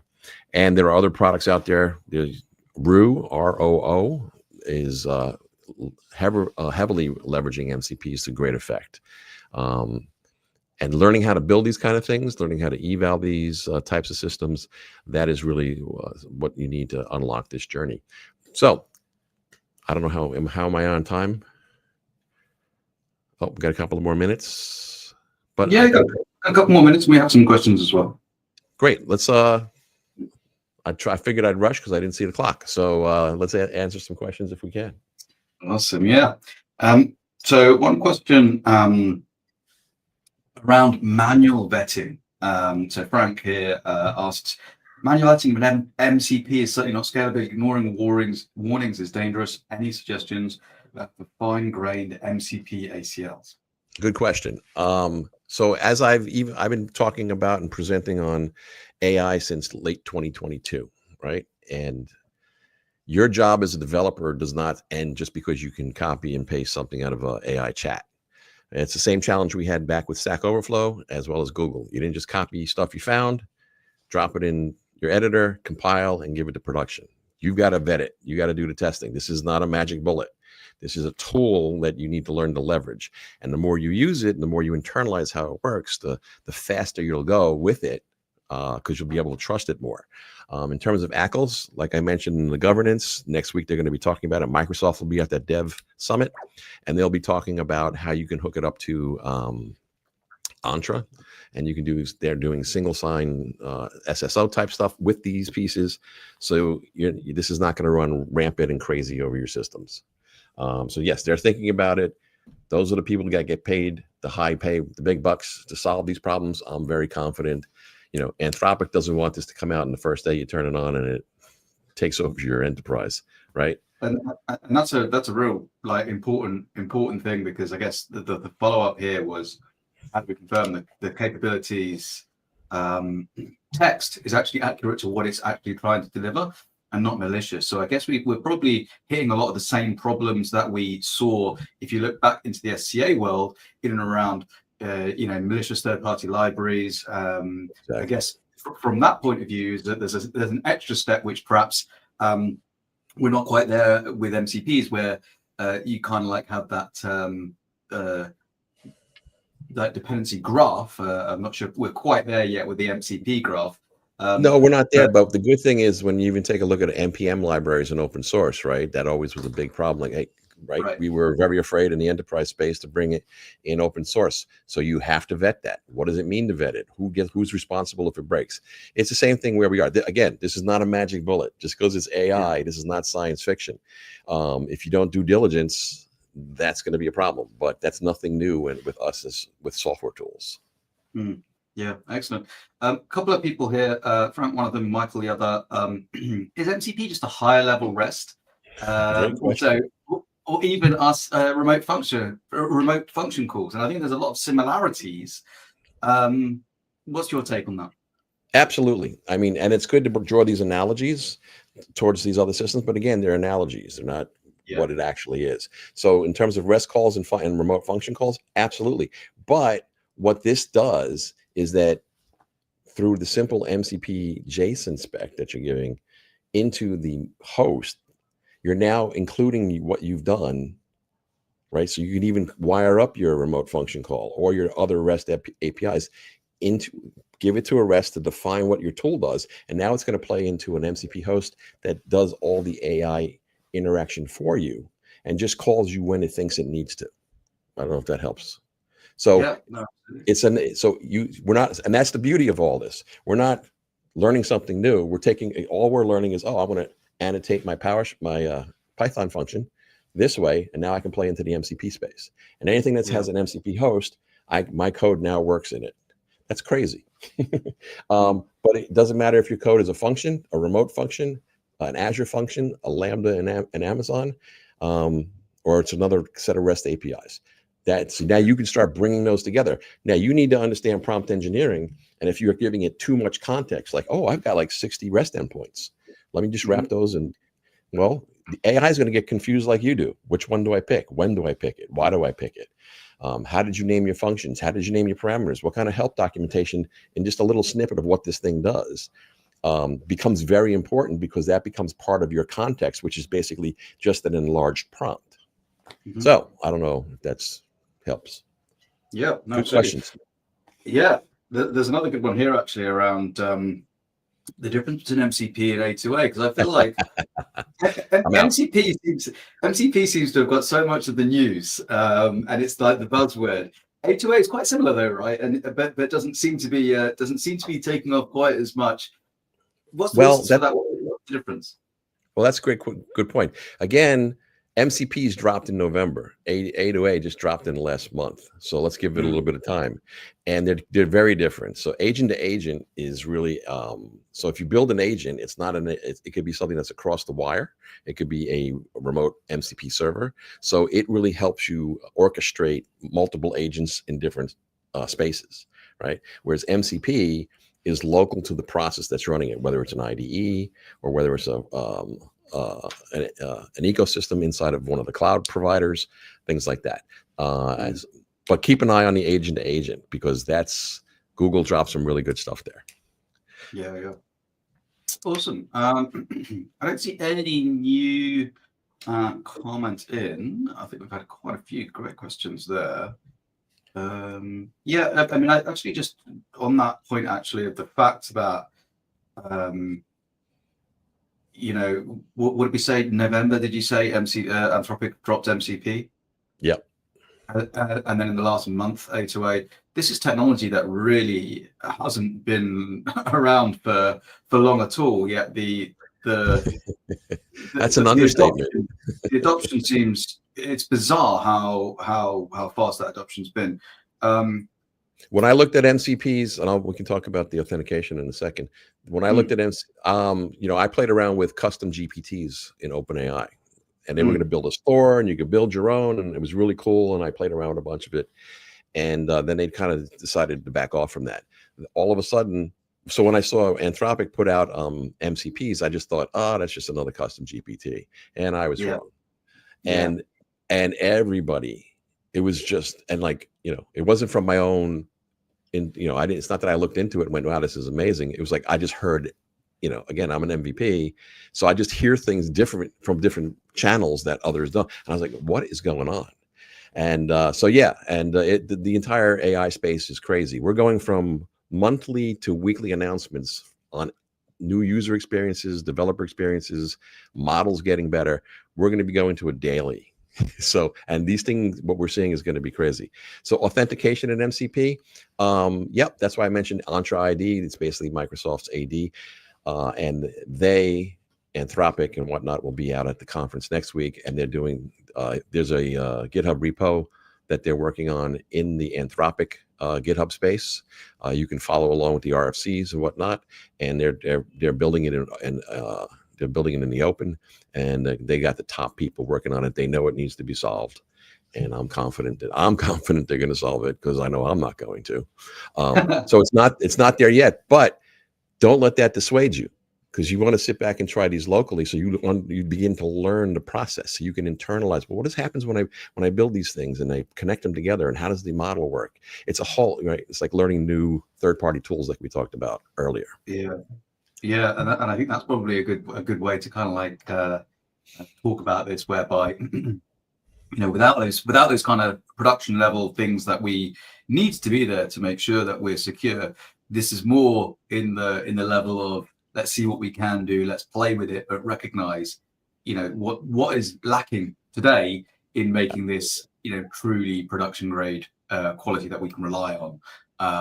But certainly these things are coming, I'm sure, particularly given how much people are investing in playing around with these, and the sheer number of MCP servers around that people are building. It's crazy. It's going to be an amount of time whereby we just need to switch that on, I guess, in more production. Well, also, I mean, when we talk about authentication in MCP, just like the early days of GPT-3, right? I was learning from some of the great AI model, the ML and AI folks that were like, oh, guess what? If you structure your prompt with JSON in the front, have your question, and put JSON at the end, you can get these amazing capabilities. Well, OpenAI went back to the table and they trained the models based on that type of research. So we can do the MCP authentication ourselves today. You don't need to wait for everybody. There's nothing, it's just code, right? So you can actually build that into your function or whatever you're building. You're just getting called as a function from the AI, from the MCP host. So there's nothing, it's just a different way of doing calls into your program or to your endpoints, to your API, to your SDK. The rest you can handle But we're going to be able to offload that once the authentication comes online for all the different places, and that's why they're going to standardize it. But it's just code, right? And I've built these agent systems myself without LangChain and all that kind of stuff, where I'm building my own loop, and I'm knowing when the model's saying, hey, I need a function, you to call this function, and I do the function call in my code and then return the result. It's a loop feedback and knowing when to do it and when to stop, right? So it's not, and then all of a sudden they come out with MCPs do it for you. Awesome. And it does it even better because they have the geniuses working on it. So there's nothing, it's just, I hate to say it, it's just code, and it has access to an LLM, and they're just making it easier so you can get your job done. Awesome. Well, that's a great way to end the session there, Doug. And thank you very, very much for the session. It was very, very insightful, and I think this is definitely a hot topic right now, even in the hot bucket that is AI. So thank you very much for giving the session. Thank you, Simon. Been a pleasure. Awesome. So what do we have next for you folks? Well, let's jump straight into the schedule. Let's take a look. Right. So on this stage in 5 minutes or so, who will we have? We will have Hubert Gregory, who is going to be. This is a cool session. This is going to be a session in which Hubert talks about his real world experience of deploying AI essentially into an enterprise. Hubert is the CTO of Fabrica, and yeah, talking about deploying real AI tools into real organizations covering number of continents across many different teams. What were the things that he needed to do with the teams in order to see that adoption grow? Some of which are technical, some of which are cultural, some of which are more team-based. So this is a really good hands-on explanation of how Hubert achieved what he has done at Fabrica. On to AI Tomorrow speakers. We have the amazing Gene Kim. Gene is going to be talking about lessons learned vibe coding. So actually, Gene is soon to publish a new book with Steve Yege from Sourcecraft, I believe he is, and talking about this new way of chat-oriented programming, which I believe they're calling CHOP. So lessons learned with vibe coding with Steve Yege. That's Gene Kim over on AI Tomorrow track. And then finally, we've got a couple of fun ones here as well, using AI to refactor legacy code. Obviously, the code bases that we try not to think about, but actually they keep us online, rather keep us awake quite a lot. And then after that, AI for the other 70% of enterprise engineering, and that's going on to all those roles, the SRE roles, the PE roles, the DevOps roles, and so forth. So we have a lot to get through in the next 30 minutes, and we'll be having Hubert join us just shortly. But for now, we'll take a very brief break, and we'll catch up again in another minute or two. So why not grab coffee, take the time to use the restroom, go stroke the dog, do something amazing. Speak soon.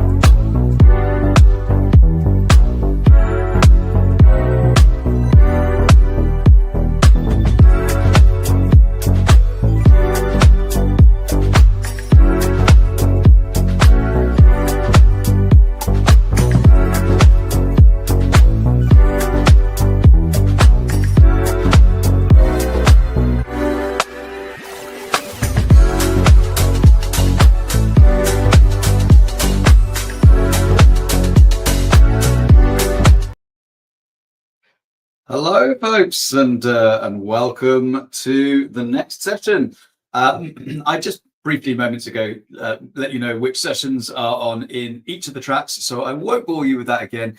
But what I will do is set up this this next session, and it's going to be a very interesting one because I love sessions that go into real world experiences and give us practical advice in terms of what we can actually do in our day-to-day jobs as well. And our next speaker, Hubert Gregory, is going to do exactly that. Hubert is the CTO of Xfabrica, and his session is going to go really into talking about what happened when he at Xfabrica dropped a number of coding systems across a number of teams, continents apart as well, and how he actually got productivity and how he got results with those. In his words, the results were eye-opening. So I hope this is going to be very insightful for everyone. And it's not just a tooling example as well. Very similar if you think about back to the DevOps days.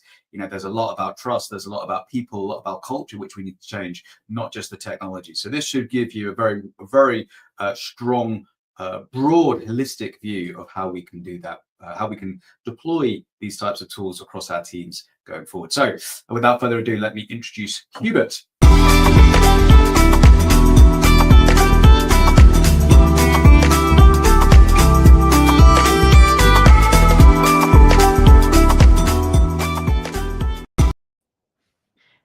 Hi. Hubert, welcome. How are you? Fine, thank you. Hello, everyone. And hello. And I'm really looking forward to this session actually, because like I mentioned just before, I love the practical tips and the ability to actually get that get those insights from real world stories up. Now, this session you're going to be talking about both Copilot and Cursor, right? Yeah, right. Yeah, it's not very technology. It's more a methodology and a REX, return on experience. And I'm very happy to share this with you. Awesome. Well, thank you very much, Hubert. And with that, why don't I add your slides over to the stage, and the floor is yours. Thank you. First of all, I will introduce just the planning. I go fast and introduce myself, and then we go deep in the experience itself. So I work for Xfabrica. Xfabrica is a small company providing services around building product, technology modernization, and consulting. And of course, we are doing AI for a long time now. And this session will speak about one experience. This is our customer, many French company, but also international. Not very important. About me, I'm very happy to share the floor with very famous people in this conference. I work mainly in France for Learning Tree. I was a trainer for 20 years for Thales, and more international. I work recently for Rakuten, a Japanese company. So on. It's not very important. Rakuten is important because it's where I learn some stuff about AI coding assistant. And this is a story, but I want to speak and not read this story. The idea is my main customer for Xfabrica is launching an AI initiative, but they were stuck last year with no perspective. Starting an AI project in 24 is not sure to finish it before 25. And I was just starting my position, and I said that at Rakuten we discover AI coding assistant, and in few days we are able to prove that the productivity and the wellness of the developers can be better. So this customer asked me to provide this a service, a support service, a consulting service for his team, and 6 team was deployed simultaneously, about 100 person at the beginning, and finally it was 80, and that's this journey I will tell today. So what we do, the idea is to be faced to the some developer pressure. Some developer already use the tools in shadow IT and also some business units are very autonomous in this company, and they are able to deploy all these new tools without the agreement of the security or the HR or the corp. So my customer is a CTO of the corporation, of the group, and he want to manage and to control that because these tools are new, they can be scary, they can perhaps share some secret code all over the internet. So we have to manage that. That's the initial need, is to control the deployment. The challenge is to find a solution, a secure solution, and to be able to measure the success or not. So it was the name of the project. It was an experiment. The idea is to test, and if it's good, we continue. If no, we stop. And the other challenge was to convince the CISO, the security team, and some skeptical developers who are not very convinced by these tools. So what we did, it's a very simple, a very methodical approach. We start by a strategic planning phases with a strong sponsorship from the CTO, and the CISO was embedded at the beginning, and he discussed with us, and he shared some concerns, and we try to respond to all these points. We also plan a project with a gradual deployment, not in one day, not a big bang. First team, we adjust for the second team, etc., etc. Another very important thing of the project, it's the support by three AI experts with many experience. And for the two DevOps team, we also manage. One of the AI experts was a DevOps guy. So he can talk the same language, Terraform, Helm, and doing cursor with Terraform is not the same to playing cursor with Java or .NET. We put also some channels with teams to build a community because the experts are not available 24/7, and perhaps the experiment team can help itself every time when the experts are not connected. And we also set up some ceremony to measure it continuously. At the minimum, every sprint, the tech lead have to report us the result about the code coverage, the quality gate, etc., etc. That's the main project. Now we can go deeply in detail. So the analysis in the diagnosis was done by interview. I mean, we try to ask why, to identify the pain points, and we also ask what are your current tools you are using in each team, because it's a big company and they use several languages, and we have to identify the right tool, mostly covering the common idea utilized in this company. In the second phase, we select the tools. So it was Copilot and JetBrains, and we test, but we cancel the usage of Continue with a local LLM because the power of the laptops was not enough, and we go on the cloud solution.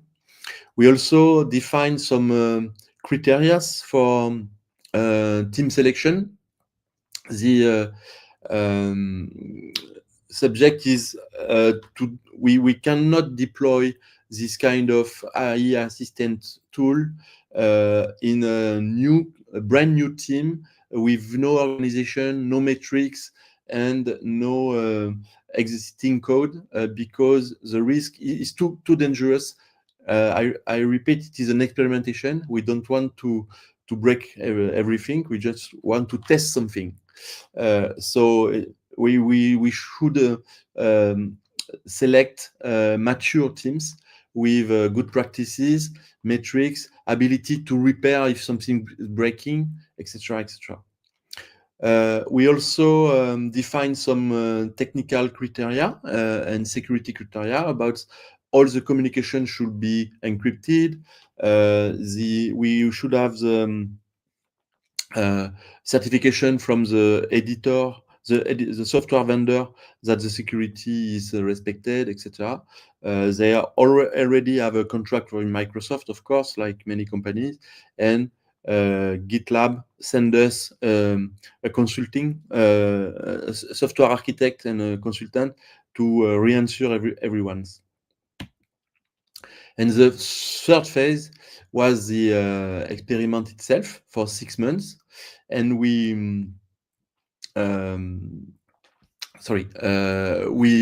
drop the number of developers. At the beginning, 100 was selected, but when we see the usage on the first weeks, first months, we cancel the licenses for the less motivated people. This was mainly externals, contractors, not involved in the project. So and it was not the skeptical, but was people with other issue in the company. We want to focus only with motivated people. We also, during the experimentation, before deploying, we did a kickoff with the management and all the tech leads. At this kickoff, the GitHub solution architect was here and, as I said before, re-answer everyone.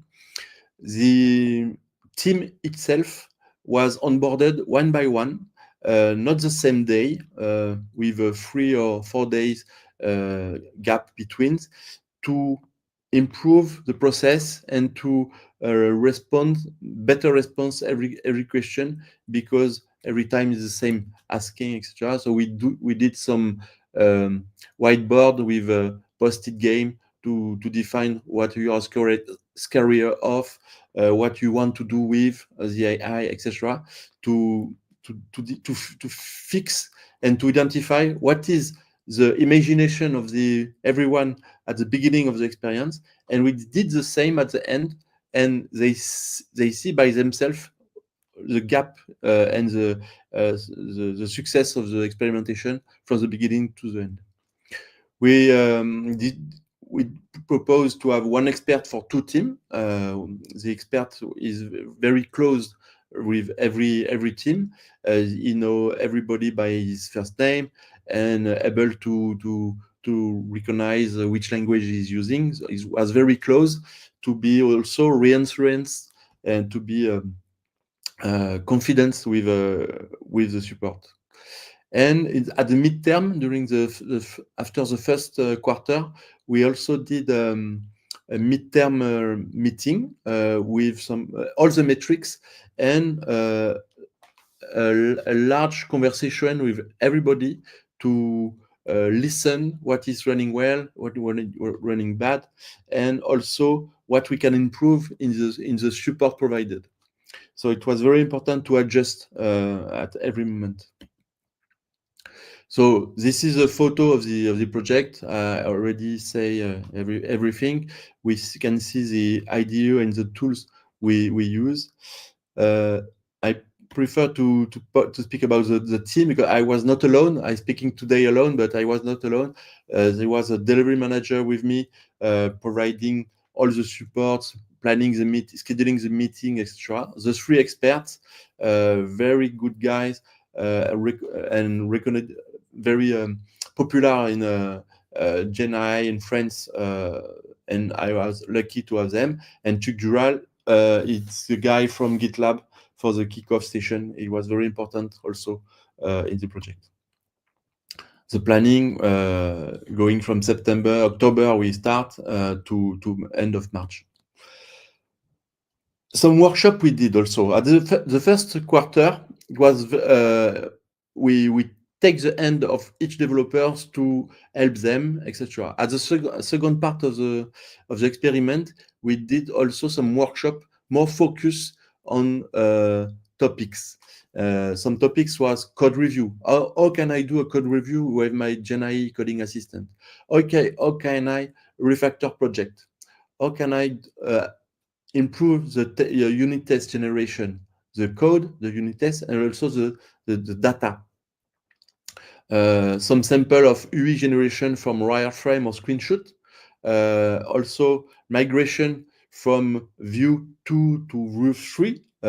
But in the real code, it was not a demo. The team come with their needs, and the expert helps them to do that. And the meetings are very short, 30 or 40 minutes. In 40 minutes, all the base code, the code base of Vue 2 application can be migrated to a Vue 3.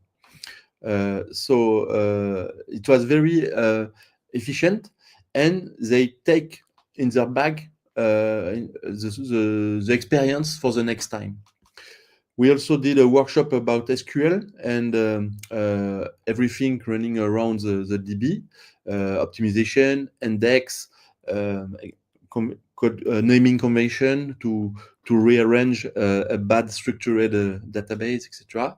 And also, one or two teams are using PL/SQL and very legacy code with old version of Java, etc.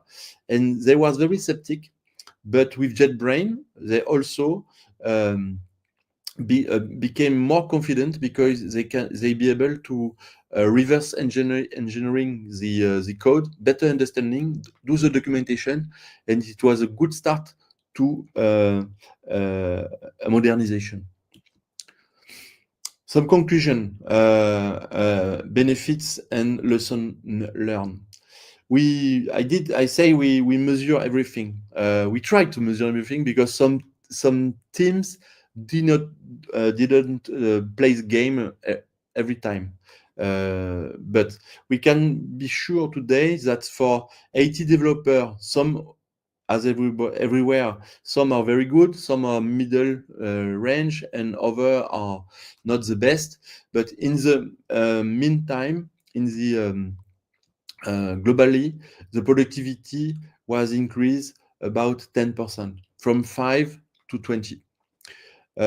We reduce the time to code. We can measure that more features were provided during this period. The documentation grew. The code coverage grew from 60 to 85. We try to be sure that the quality of the code was not degraded. So every team selected should have a sonar monitoring active, and we ensure that the grade, the notation of the code was the same or better. And we also measure a return on investment by adding all the expense the customer paid. So the Exfabrica prestation with the project team and the expert, the software licenses, the time invest in the meeting and the workshops, and we subtract the time saved, and the time saved was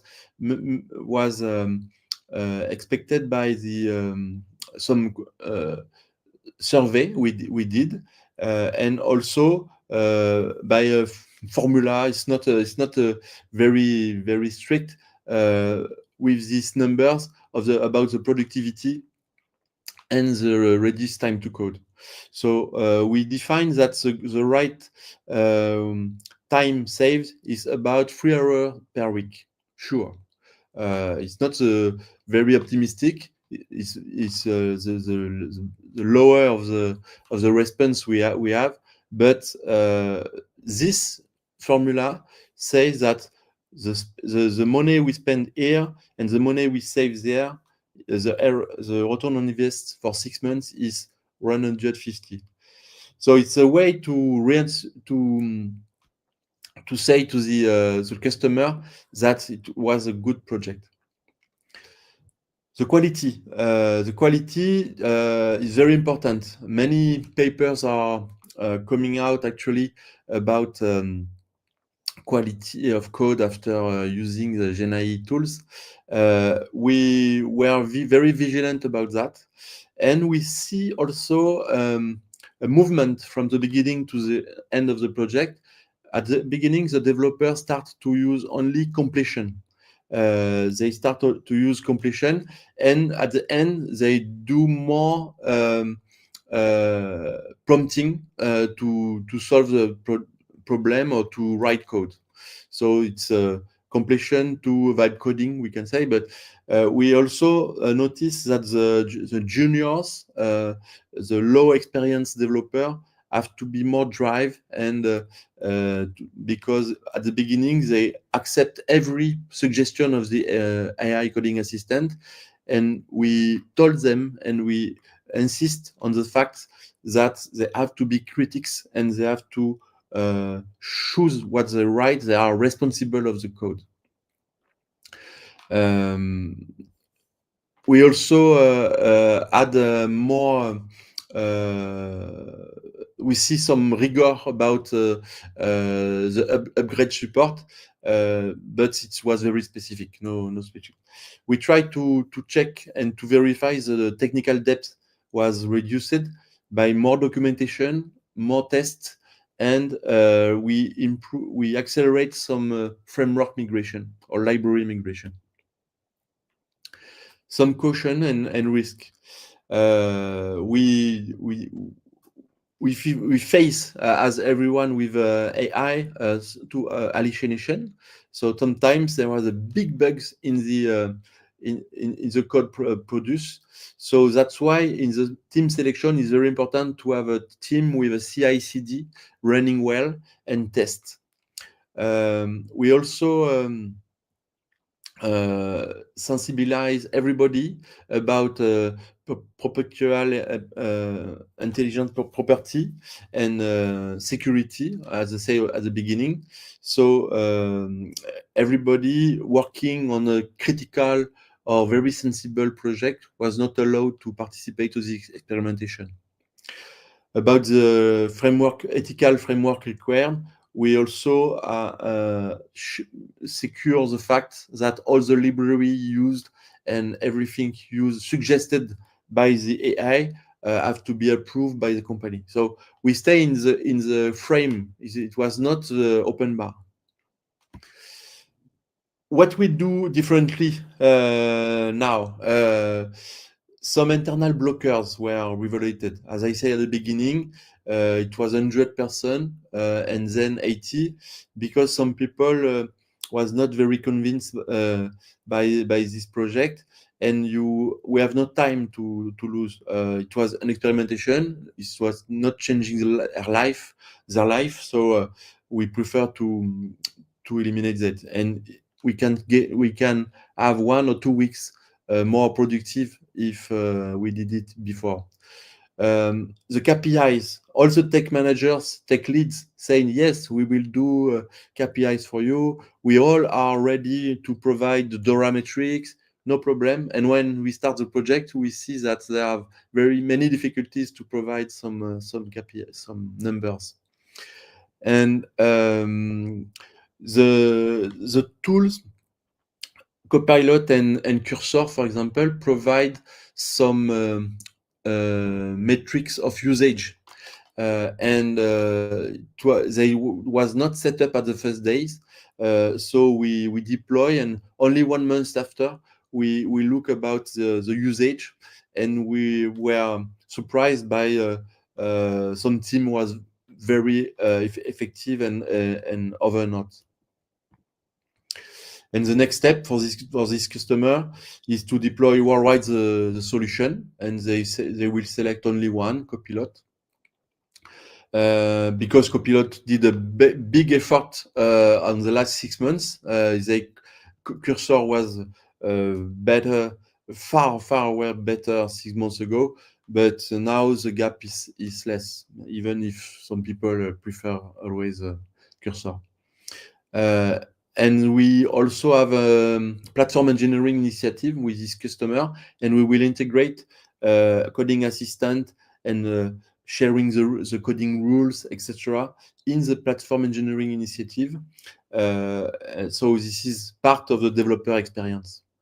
And of a subject about AI, we have some agentic project. So I put here some recommendation, but I say already everything. As in every project, there are early adopters, but also skeptics. Be careful about the skeptics. The early adopters can be ambassador for the project, and you have to take care of them. And also we use them to have an internal wave of the popularity of the project. We also need, and it was good, strong sponsorship, I say, from the CTO, the CEO, and also the CISO. So that's that. And security, I say also already. I keep some time for question. For the HR, it's not a very often subject talk.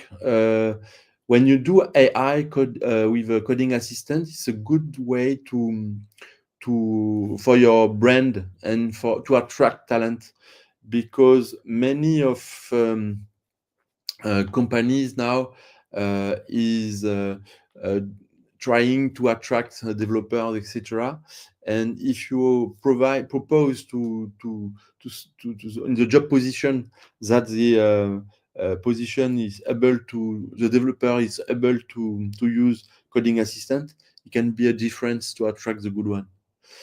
And the developer are proud also to use it, and because it's very it's on the hype.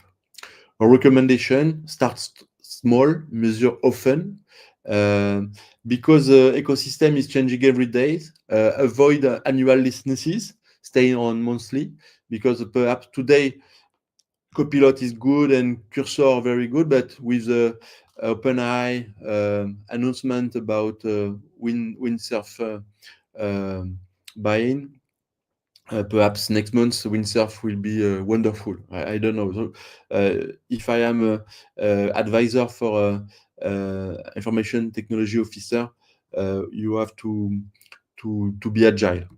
And also the training is not the only way.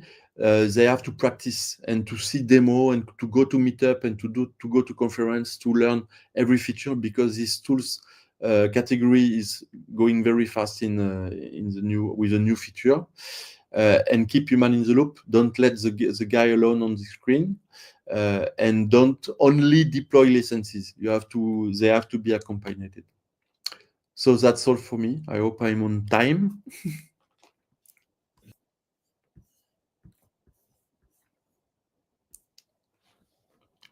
You listen to me?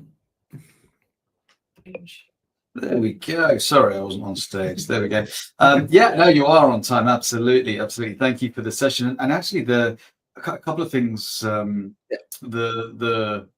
go with monthly versus annual licenses is really interesting. It's actually what we do here as well. And every license I buy, whether it's bulk or whether it's base 44, I always do it as monthly, because yeah, you literally just don't know when the next thing's going to come out, and people are just going to massively adopt to it. When you're looking at large scale deployments, though, so like across an enterprise, is that still an option? Would you be able to get like hundreds or more on a monthly, or would the enterprise level licenses force you more into an annual program? I think it can be negotiated, but the sales of the editors will try to sell you a good price with an annual for all the enterprise. But you have to be strong. Perhaps not monthly, but just look a quarter. You can engage for a quarter. It can be a good compromise to have a good price and to don't be locked. Yeah. One of the things that it really reminded me of was security champions programs, and a lot of the lessons learned, particularly with the graph of, start with these individuals. Those will naturally want to then share it with others to show their progress, and then you get the next, almost like in sort by amount of doubt there is. Do you have security champions programs at Xfabrica, and is that a similar model that you based it on or learned from? No. We have, it's very experimental. We are not very organized about that. Gotcha. Okay. And in terms of celebrating success, how was there any means whereby when folks did manage to achieve certain things, you were able to reward them? Maybe not with anything like compensation, but nice good gestures of appreciation and those types of things. That's words we tell to the tech leads with all the team. All the success should be celebrated.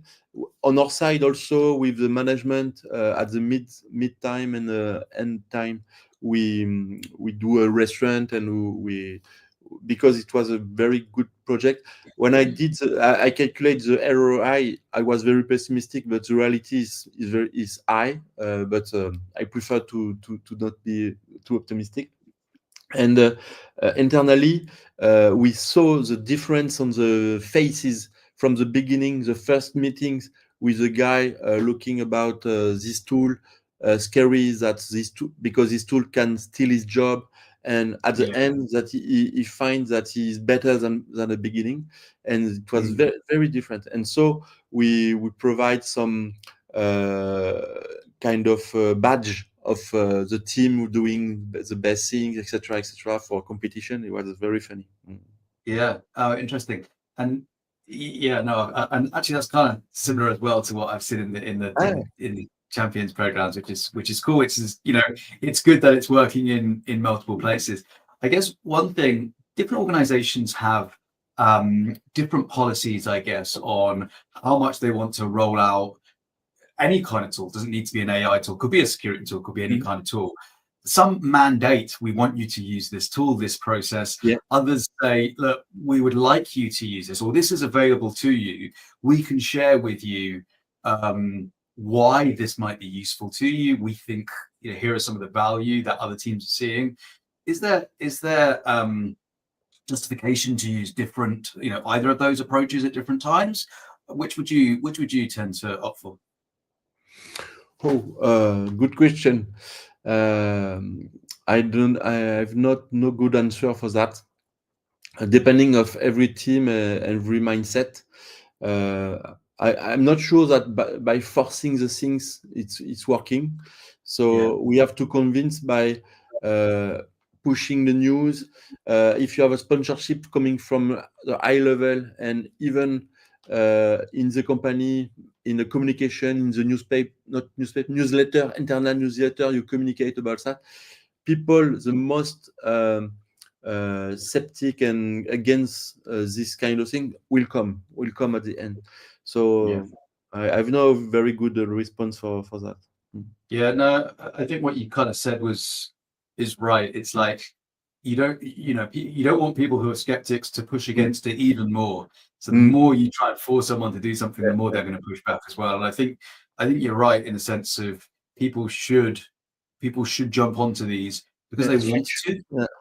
Exactly, and also because they see value in others working with these tools as well. And I think that's a much more healthy. Giving people that option as well enables people to have a more enjoyable role as well. So that sounds great. We're pretty much at time. We are exactly on time. So Hubert, thank you very much for sharing your experiences. It's been very, very valuable, and we appreciate you supporting the conference. Thank you. Thank you again. Bye-bye. Bye for now. Awesome. So wow, how have we got so fast through? How have we got through this conference so fast? We are at our penultimate session now before another fun activity, just a 10-minute fun activity followed by the closing keynote. For the fun activity, I am slowly convincing Petra that we need to turn the vibe-coded snake that we did earlier in the conference. We need to turn that into a multiplayer game with obstacles. So we'll do another session, and we'll see if we can convince Petra to jump on stage again and do some live vibe coding with us. In the meantime, let me jump through which sessions we have on next. So yes, we're at the very last one now. Oh, excellent. We've got Annie Vella on. So I spoke with Annie a while back on the AI Native Dev podcast. And we had a great session on actually this topic, which is, am I still a software engineer if I don't write the code? And I think there are so many developers out there who I guess are kind of worried and scared about what is going to happen to their role, whether they would still be a developer, if there is going to be a role for them, and further, what would that role look like? And Annie's got some really great takes on this. Like I said earlier in the conference, she wrote an amazing blog going into a huge amount of detail. We should grab the link and share that with you as well if it's not in Annie's presentation. But yeah, do take a look at that blog, and Annie's going to be on this very track. Let's see what else we have got. We also have Ben Galbraith. I can see him in the room next door now. Ben is going to be doing a fireside chat with Des Traynor. Des is the co-founder of Intercom. And at Intercom, they've built an agentic agent called Fin, F-I-N, which is essentially a service agent, which helps Intercom customers with their questions and providing them with a number of responses. So Ben is going to be giving a fireside chat about whether agentic coders will ever be production grade, taking a lot of the historic learnings that Des has from Intercom. And finally, we have agentic workflow powered by Dagger, by Cambui Nurse, and we also have the importance of context in AI infra. Your infra is a graph, and that's got Roxanne Fisher, who was also on the AI Native Dev podcast when I spoke with her a while back. So we're going to take a 1 minute or so break while I try and convince Petra that Snake is still a good game and we need it to be multiplayer, and we'll join you again in a minute or so.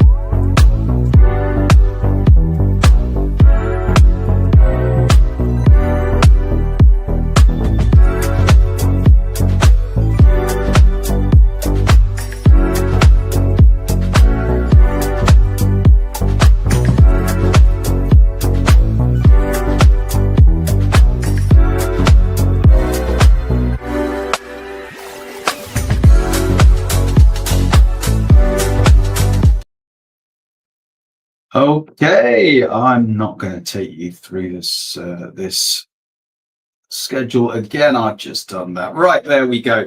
Hello everyone and welcome back. As I mentioned, we're at the last session of the AI Native DevCon 2025 Spring Edition before the closing keynote. So I mentioned to you what's happening on the other tracks, but on this track, we are going to be talking about what's next for developers and how we can still have a software engineering like role beyond writing code. And Annie, as I mentioned, wrote this blog post, and she talks about how AI tools have gone through auto completion all the way through to multi-file coding and vibe coding. And what's next as we think about agentic coding? How far will it go? And Annie talks about this. I love this phrase, the identity crisis that we as software developers are going through. So without further ado, let's invite up Annie Vella onto stage.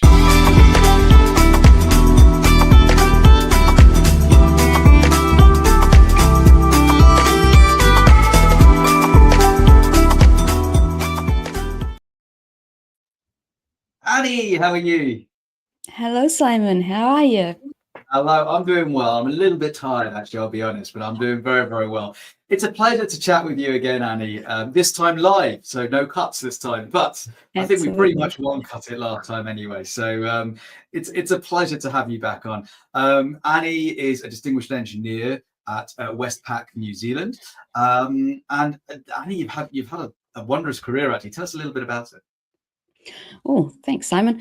Yeah, so I've been coding for a long time, but I've been working as a software engineer since, I don't know, just over 20 years now. And I spent the first half of my career as an IC, moving between a whole bunch of different roles, just loving it. And then eventually reluctantly moved into management about halfway through my career. And since then, I've sort of bounced back and forward on the engineer manager pendulum that Charity Majors talks about. And I totally recommend it to everyone who has the opportunity to, because it gives you great perspective from either side. Yeah, I've done a number of role bounces between kind of like more IC, more management. And I totally agree. It is that pendulum. I do feel that, but it gives you in this talk these wonderful comparisons between this kind of like move from an individual contributor to a manager, and the way you describe this is absolutely wonderful. So without further ado, let me bring your slides up and I'll pass the mic to you. Over to you, Annie. Great. Thank you so much, Simon. All right. Well, thanks everyone for having me. So my talk today is what I'm calling the software engineer identity crisis. And I think it's something that many developers might start to wonder about now that we're facing this future where we might not be the ones to write the code anymore. So let's get stuck into it. Although Simon just introduced me there, I thought I might just add that I'm a software engineer and a technical leader, although I refer to myself as a nerd, and I'm very proud to be one. And I'm currently a distinguished engineer at Westpac, New Zealand, but I'm also a part-time student at the University of Auckland, where I live here in Auckland, New Zealand, where I'm doing a Master's of Engineering, and I'm focusing on the impact of AI on software engineering. So let's get on with it. I thought I might kick off by explaining a little bit about why this topic matters so much to me. So I've been writing code since I was a kid. I got this Commodore 64 when I was all of 6 years old, and it came with both of those basic manuals that you see in the picture. And I typed in some of the sample code, and I was absolutely hooked. You see, there's something about programming that, like building things out of thin air, that it just has a really magical feel to it. And I've loved my career as a software engineer, and I've spent years encouraging others to consider it as a career path themselves. But over the last couple of years, I kind of feel like something's been shifting, right? Because as we celebrate how fast we're moving and what's possible now thanks to AI, I'm also wondering what happens to that core of being a software engineer. Because for some of us, it could feel a little bit like a hollowing out, like we might be losing a part of what attracted us to the field in the first place. So I came across this really beautiful quote by Frederick Brooks, the author of the very famous Mythical Man Month. And he says, "The programmer, like the poet, works only slightly removed from pure thought stuff. He builds his castles in the air, from air, creating by the exertion of the imagination. Now, I think it captures the magic and power that I've felt when I built my own castles in the air by pure thought and imagination over the years really, really nicely. Because ultimately, it feels so good to build something that actually is useful to someone, anyone really, that solves a problem in a creative or elegant way. Like you've made a real difference, you know? That moment when it finally builds or the tests pass and you feel like you've done it. It's a really, really nice dopamine hit. But that's not to say that it's always easy, right?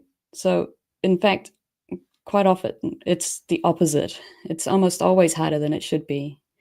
And I think many people are actually turned off by the challenge, but for some of us, it sort of fuels us to keep going.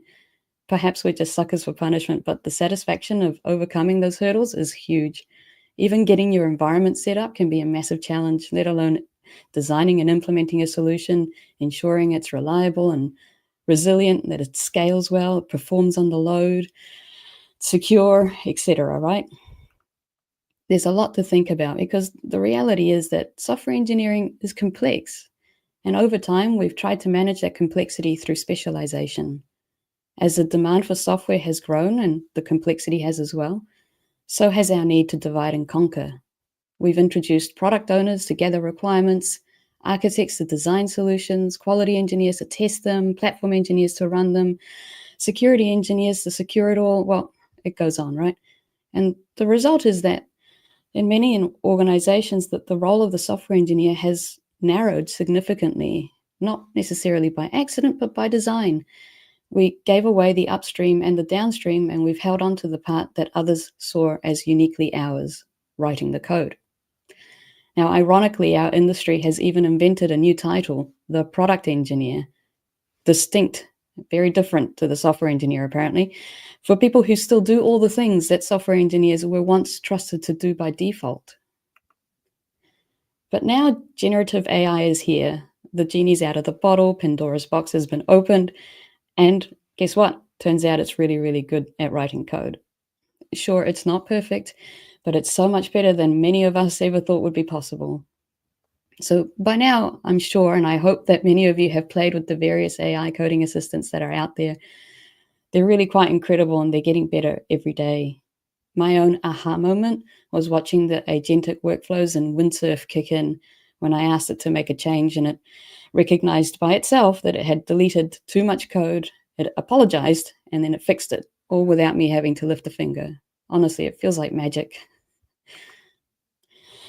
But these tools, they're getting so good that CEOs like Anthropic's Dario Amodei are making statements like 90% of the code will be written by AI in the next 6 months, increasing to 100% of the code shortly after that. And Mark Zuckerberg was quoted even more recently saying that he believes AI will soon be better than top coders, eventually becoming smart enough to write most of the code by itself, probably within the next 12 to 18 months. So with comments like these, it's no wonder that many might be starting to wonder whether there's even a role for software engineers anymore. There are lots of posts like these popping up around the internet, and sadly, it's often those who are thinking about what career to choose who are questioning whether it's too late to start a career in software engineering. So, even if you don't believe that software engineering is dead, you might be starting to question what your craft really is now. Like, how do you add value? What's your unique skill set that you can bring to the table, you could take pride in and use to solve real problems, and earn a good living? These are big, almost existential questions, right? And they've been buzzing around in my mind for a while, so I wrote about it. I wrote this blog post on the software engineering identity crisis a couple of months ago, and wow, I guess I'm not the only one thinking about this, because I've had blogs on and off for a couple of decades now, but honestly, I generally give up because I don't think anyone really cares what I have to say. But this post is different. By far the most popular blog post I've ever written. Some might even say it went viral. I received a bunch of feedback from mostly total strangers thanking me for having written it, and some even shared their story with me. That right there is just a little snippet of a much longer email I got from a total stranger who wanted to share their story and how they're feeling about this change. And the cherry on top, even Charity Majors posted about it. Like, I don't know Charity, but I know of her. And how cool is that? Like, if you don't know who Charity is, please look her up. She's an incredible thought leader in technology. So you see, I've always thought of software engineering as part science. I mean, I did computer science at university and loved it, and part art, because designing software is a really creative discipline. Even when we're working within constraints, there's a lot of room for interpretation. We each bring our own style, thinking, and trade-offs into the design decisions that we make, and there's really rarely just one right way. Other creative disciplines have already pushed back against AI. In early 2024, an illustrator named Beth Spencer created this Created with Human Intelligence badge as a proud celebration of human-made work. And she started a movement which quickly spread across the art community. Writers, photographers, and voice actors, they've all rallied too, protecting the human element of their craft. Now, I'm not saying that software engineers should revolt or rally or even organize the same way, but I think it's natural and understandable if some of us are feeling a bit of an emotional reaction to these changes. Yet, despite the fears, adoption of AI tools to help with software development is surging. It seems that we're a bit more ambivalent than resistant. So back in 2023, GitHub ran a survey with 500 US-based developers, of whom 92% were already using AI coding assistants. And in 2024, Stack Overflow surveyed nearly 61,000 developers, of whom 62% were already using AI in their workflows, with a further 14% planning to use it that year. And the 2025 HackerRank Developer Skills Report, which takes data from the HackerRank platform and the annual developer skills survey that they run, says that 97% of almost 13,500 developers across the globe use at least one AI assistant, but that adoption and use cases do vary across those tools. I mean, given that these tools have only been around for a couple of years, the uptake's really quite impressive, isn't it? Well, the thing is that the benefits of these tools, they're pretty tempting. In my master's research on the impact of AI on software engineering, I ran a survey about 7 months ago, and I got around 160 responses from professional software engineers who are using AI. And 3 major themes of how AI coding assistants are helping software engineers emerged from a thematic analysis of responses to open-ended questions. So the first and most common was time efficiency gains. Like, obviously, faster development, especially around boilerplate code, prototyping, testing, generally helping us get answers faster. And there's cognitive support. Many developers feel like it's helping them try new things or explaining complex or legacy code, acting as a supportive pair programmer, and in some cases starting to allow us to focus a bit more on higher level tasks like problem definition and system design. We're also seeing some improved flow state because in many ways, AI replaces various traditional tools like Stack Overflow, Google, and documentation, and it can help keep engineers in the IDE, especially if they're using a plugin or an AI native IDE. So those responses to open-ended questions also gave us some really great insights into specific instances where AI coding assistants are significantly helping software engineers. And I thought I might share some of those with you. These are direct quotes from the participants in my survey. So we saw a lot of comments around code generation, especially boilerplate, that cognitive support in the form of a helpful coding buddy or pair programmer. We also see that it helps with problem solving, that technical enablement or exploration of new technologies. It can help reduce that analysis paralysis that you might feel when you're first getting started on a new project. And it's certainly a really good learning aid that can help democratize software development, boosting confidence and helping some people put their hands up for roles that they might not have otherwise. So it's therefore really no surprise that such a high percentage, 84% of participants in my study, felt that AI coding assistants have significantly, or at least improved their perceived productivity. I should note, though, that the participants in my study signed up voluntarily, and as such, we can assume that most of them have either enjoyed using the tools or have some interest in them, so there could be a bit of bias in the data. But I think we can all agree that there are benefits there. So yeah, AI brings with it so many benefits, productivity gains in particular, quite undisputed, and there's plenty of research that backs that up. But we're only just starting to see more research on the other side of the equation. Like, what are we losing? What are the trade-offs? And I worry that we don't really know yet. So one of the things I'm particularly interested in understanding is which of the software development lifecycle tasks we're spending more or less time on because of AI. So as one might expect, participants in my study reported spending significantly less time writing and refactoring code, as well as less time writing tests. We also see a slight increase in time spent reviewing code and debugging it, potentially side effects of being less in control of that code and being needing to review and fix it a bit more often.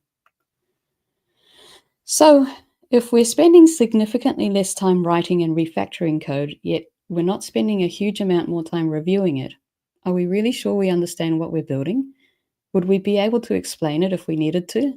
Or do we feel that maybe we won't need to because AI could do that for us too?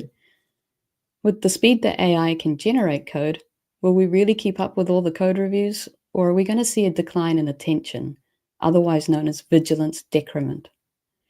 The truth is that while AI smooths out the terrain for us, we may find ourselves not even noticing what we're stepping over anymore, and that could have some pretty significant consequences. Because AI generally inspires trust because it sounds so confident. It never really signals doubt. And this is a problem because, as we know, it is very non-deterministic in nature and it can have a tendency to hallucinate. And trust in AI works quite differently to trust between humans. With humans, we generally start off with fairly low trust and we build it up through positive interactions with one another. But with AI, it generally starts off quite high because we have these overinflated hopes and dreams, expectations, and the unpredictable nature of its outputs can erode that trust pretty quickly. I'm not saying that AI is bad. In fact, like I said earlier, for me, it honestly feels like magic. But the 2025 Git Clear report, which analyzed 211 million lines of code authored between January of 2020 and December of 2024, shows that we're not just speeding up, we may also be creating a bit more of a mess than we realize. So they found that in 2024 alone, there was a 17.1% increase in copy-pasted code, an 8-fold increase in duplicated code blocks, and a 26% increase in code churn, which is what they define as code that has been authored, pushed to a Git repo, and then reverted or substantially revised within the subsequent 2 weeks. So overall, this report found multiple signs of eroding code quality. So could it be that perhaps we're trusting AI too much, too fast, often without enough critical judgment? And that's where calibrated trust becomes so important. Because honestly, if this is what productivity looks like, maybe we need a better definition. Because I'm quite sure that what we want is faster and more stable deliveries, something which the 2024 State of DevOps report found that is actually on the decline because of AI. The working hypothesis is that what we call increased productivity, that producing code faster, might be part of the problem. It seems we could be shipping larger change sets more quickly. And if you add to that vigilance decrement that we just spoke about, that tendency to pay less attention over time, especially in tasks like code reviews, well, we're seeing quality take a hit. And that creates short-term gains, but at the cost of long-term stability, technical debt that we may not even be noticing until it's too late. So another angle that I think about often is this. The creators of these tools, like the CEO of GitHub, they keep telling us that AI is going to free our time up so that we can spend more time designing high-level architectures, thinking in systems, and focusing on intent, not syntax. But those aren't skills that you can just prompt into existence. They're built over time, through experience, through deliberate practice, through friction, frustration, and even, or perhaps more importantly, failures. In fact, in 1980, two brothers, Stuart and Hubert Dreyfus, came up with the Dreyfus model of skill acquisition to clearly articulate the progression from novice to expert in any given skill. They believed it takes 10 years of hard work, hard varied work, to go from novice to expert in any skill.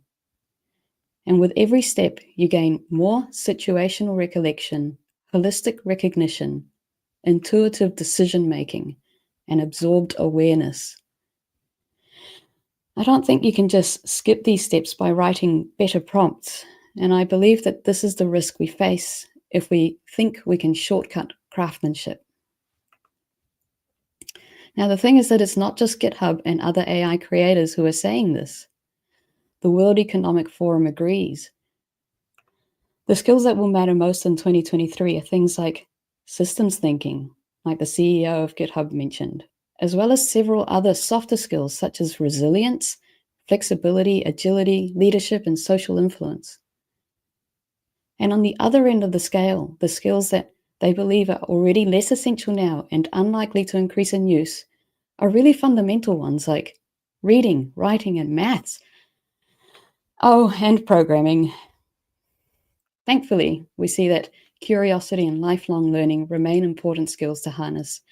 This really resonates for me because I've always believed that these are important skills to have, especially for engineers.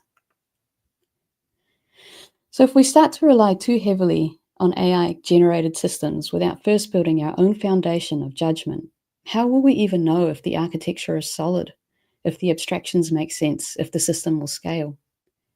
Those of us who have years of experience in these areas are probably okay for now, but if you've never had to wrestle a system back under control, how will you recognize when things are starting to go wrong?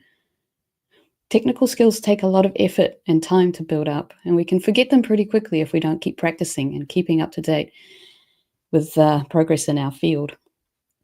And if we become too reliant on AI, we risk our skills eroding, and we might end up becoming operators of output rather than engineers of systems.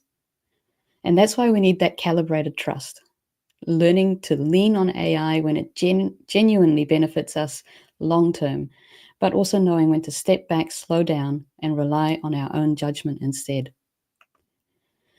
So as part of my study, I also collected examples of how professional software engineers perceive that AI coding assistants are impacting their ability to learn. And although there were a lot of positive effects, most of the negative ones centered around over-reliance and skill erosion. I thought I'd share a few more of these direct quotes from our participants with you. So some of us are feeling that by building a bit of a dependency, we're no longer remembering as much, because we tend to optimize for speed and then just end up copying and pasting responses without thinking it through properly, which means that we're not really thinking things through properly and not really understanding it. Over-reliance may also affect the development of problem-solving and technical skills, making some people actually feel a bit dumber, while others are already trying to reduce their dependency on it. So let's face it, if we developers, we take pride in knowing stuff, right? Those magical incantations where the code has to be just right to do what we need it to do. We spend years learning it, getting really good at it, doing leak code exercises so that we can pass some interview. And the thought of losing those skills is really quite unpleasant. All of this reminds me of my own professional identity crisis, what I felt when I moved into engineering management over a decade ago. Honestly, it was the right time for me to step sideways into a different role, but I really didn't want to move away from the code and the tools. I felt like I'd be losing my touch, my edge, the thing that I'd spent so long getting really good at, and that I'd become rusty if I wasn't tinkering every day. Instead, I had to learn to lead and trust my teams to solve the problems and deliver the outcomes that I'd been used to doing myself. In many ways, I felt like I was outsourcing my job and my satisfaction to others, and it honestly didn't feel great. Patrick Dubois recently wrote about the 4 patterns of AI native development that he's been observing and has identified. The first one, from producer to manager, sounds strikingly familiar to my shift from software engineering to engineering management. And he describes the shift from writing code ourselves to reviewing and accepting code, how we're essentially becoming managers of agent development teams, orchestrating and overseeing the production of code by AI. Right, so great, but what now, right? I honestly don't know. I wish I had a crystal ball and I could see how all of this is going to work out, but I don't. However, I do know that we have no option but to learn how to work in this new system. So let's think this through. We can start by reclaiming some of that broader role that we often describe software engineering to include. If you've specialized on writing code, I think it would be a good idea to find opportunities to gain some experience doing those other tasks, like gathering requirements, designing or architecting solutions, creating test strategies, writing automated tests and evals, building DevOps pipelines, running, maintaining, debugging them when they break. These are all really great skills to have, and you learn best by doing. So find opportunities to do them. See if you can be the supply to that never-ending unmet demand. With AI, that specialization that felt necessary to cope with the growing demand and complexity of software engineering may simply not be there anymore. Roles that had been split up among multiple people can be compressed back into fewer with AI supporting the gaps. Now, we're already seeing this play out in many startups where far fewer people are needed to get an idea off the ground by leveraging AI, so this isn't just theory. I also know that with new tech come new tools, new problems, and new solutions, and this is going to require new builders. So we may not write every line of code anymore, but it doesn't mean that we won't be solving problems and building things, which at the end of the day is really what is at the core of being a software engineer, right? So let's think about what these new problem domains that may emerge might be. Prompt engineering is becoming a new core skill, knowing how to frame problems clearly, guide outputs, and shape systems without writing every line of code manually. This may even promote prompts or specs to first-class citizens, meaning we should start storing them alongside the code that they generate. This might require smarter source control systems, which may also need to cope with an increasing amount of code that's being generated. Then there's learning how to build and run non-deterministic systems and how to test and debug them, and how to delegate authority to AI agents that operate on your behalf without giving them all of your credentials. Imagine what an internet designed for AI might look like, where the traffic is mostly generated by AI-driven interactions. And last but not least, how do we design teams that are made up of both humans and AI agents? What does a high-performance human-AI team even look like, and how do we measure collaboration? So there are lots of new problems to start thinking about, and if you're designing and building AI tools or workflows, consider the importance of creativity. Creativity is a really critical aspect of software design. So Google researchers have come up with an idea that they call seamful AI to support both productivity and creativity in software development. As the name implies, rather than making it a seamless experience, we could deliberately highlight the seams because that's where creativity lives and where learning happens. So for example, as we said earlier, Gen AI doesn't signal doubt, but perhaps it could. If it isn't confident in its answer, it should just tell us. That simple act of signaling doubt would allow us to engage our critical judgment, exercise that calibrated trust, rather than just accepting the first answer it gives us. And likewise, if there are multiple possible solutions, it should just tell us and give us the opportunity to choose. And to be kind to our future selves, it could also document and preserve the options that weren't selected, capturing the richness of the decision-making process, not just the final output. During the Industrial Revolution, craftspeople faced a similar moment. Their hands were no longer on the tools, machines had generally taken over. But most people didn't just fade away. They became the ones who designed the factories, fixed the machines, understood the flows, and optimized systems. And I think that's what this moment calls for. We might not touch every file, but we will continue to see and understand the system. So what if awareness becomes part of the new craft? When I first became a manager, I thought I was leaving engineering behind for good, and it hurt. I didn't want to let go of that part of me that built things. But over time, I found my way back. I've swung from IC to leadership and back again multiple times and realized that identity isn't fixed. So why not find your own pendulum and swing between the types of work that you enjoy doing the most? And always remember, your career doesn't have to be a straight line as long as you are always learning and growing new skills. So do I think that software engineering is dead? No, I don't. But it sure ain't going to look like it has in the past. Our industry has changed many times over the years, and this change is a big and meaningful one. But our roles are not disappearing. Our roles are being augmented, and we're evolving in ways that we're only just starting to figure out. But the great thing is that nobody really knows our roles better than we do, what great software engineering looks and feels like. So honestly, there's no one better than us to reimagine what it looks like in this new age of AI. So, are you still a software engineer if you don't write the code yourself? Honestly, I think there are better questions to ask, like, are you still solving problems? Are you still shaping systems and still carrying the craft forward? If so, then yes, I think you're still a software engineer, but just a reimagined one. You don't need to have it all figured out. Just stay curious, keep asking questions, and explore this new landscape. The pendulum will swing and the tools will continue to change, but the essence of our craft, solving, building, and thinking, that's ours to carry forward.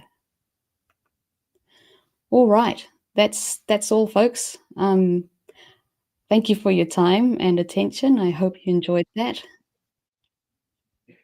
That was wonderful. It was a truly lovely session, and very eloquently delivered as well. So thank you very, very much, Annie, for a really important session.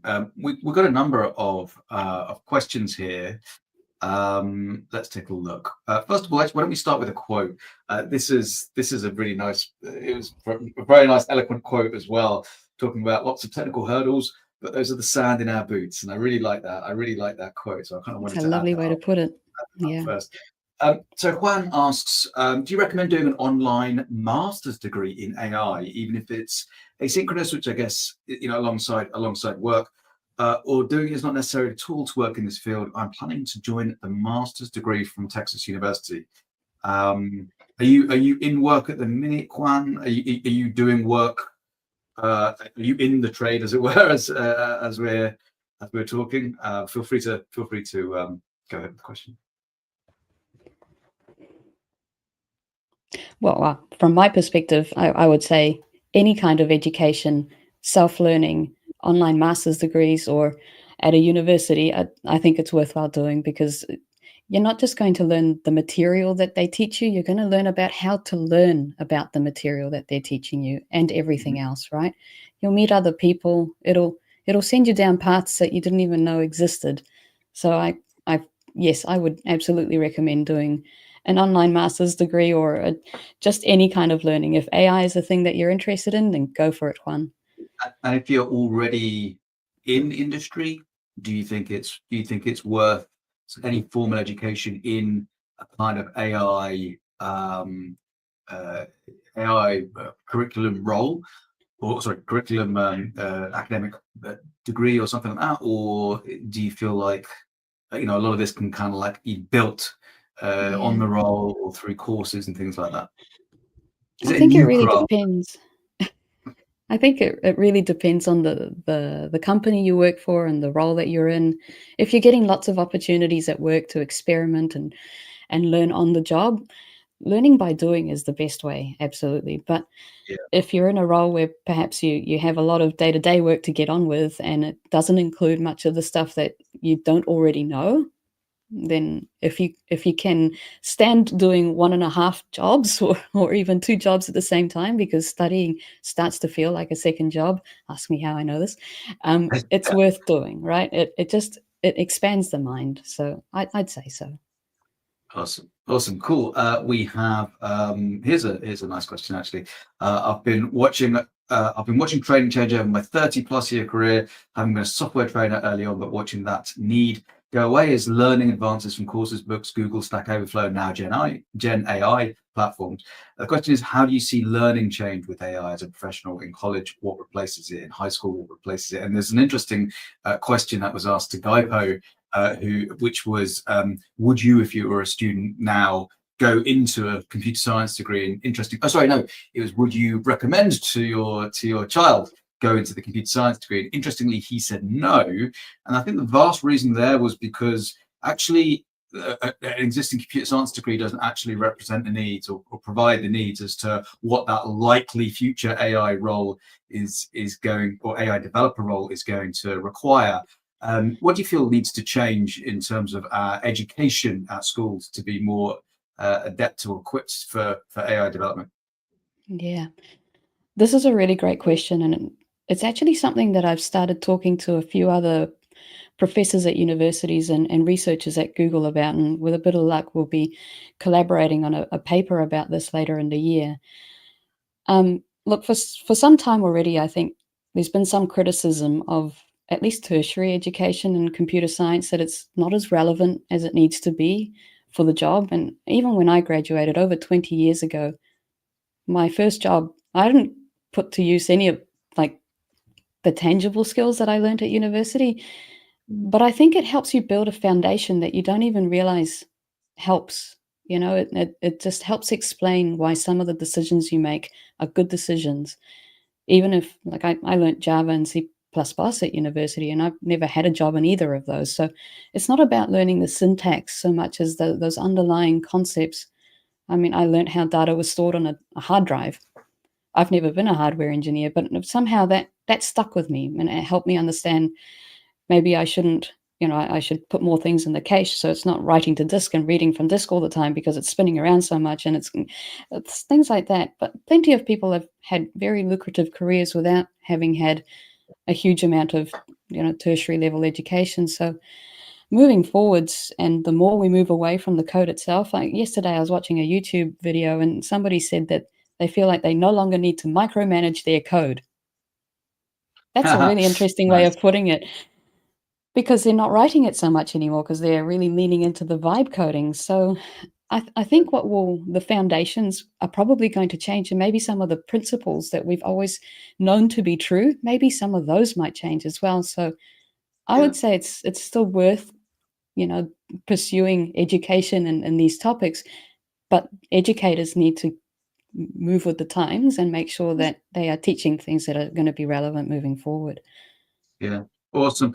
Annie, we have minus 90 seconds left, so perhaps in 30 seconds, let's try and tackle Gene Kim's question.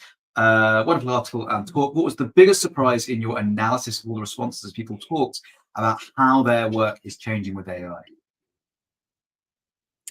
My biggest surprise. This is a really great question. I think I was genuinely surprised at how many people feel so strongly about the changes, and yet I hadn't really seen it elsewhere. All I've seen is a lot of either positivity around these new tools are incredible and I can't wait to lean into it, or these tools are never going to replace software engineers or software engineering because, they constantly hallucinate. They're always wrong.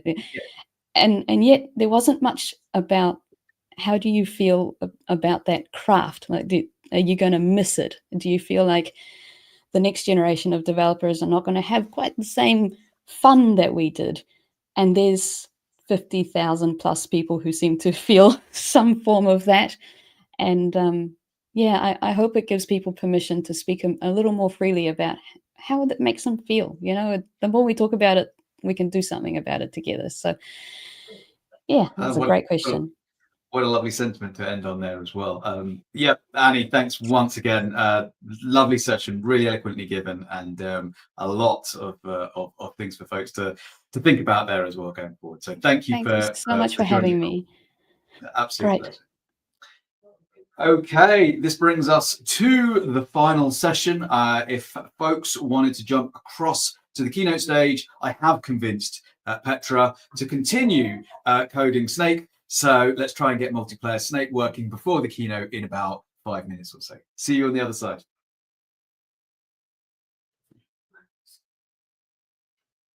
I'll put the vibe coding thing.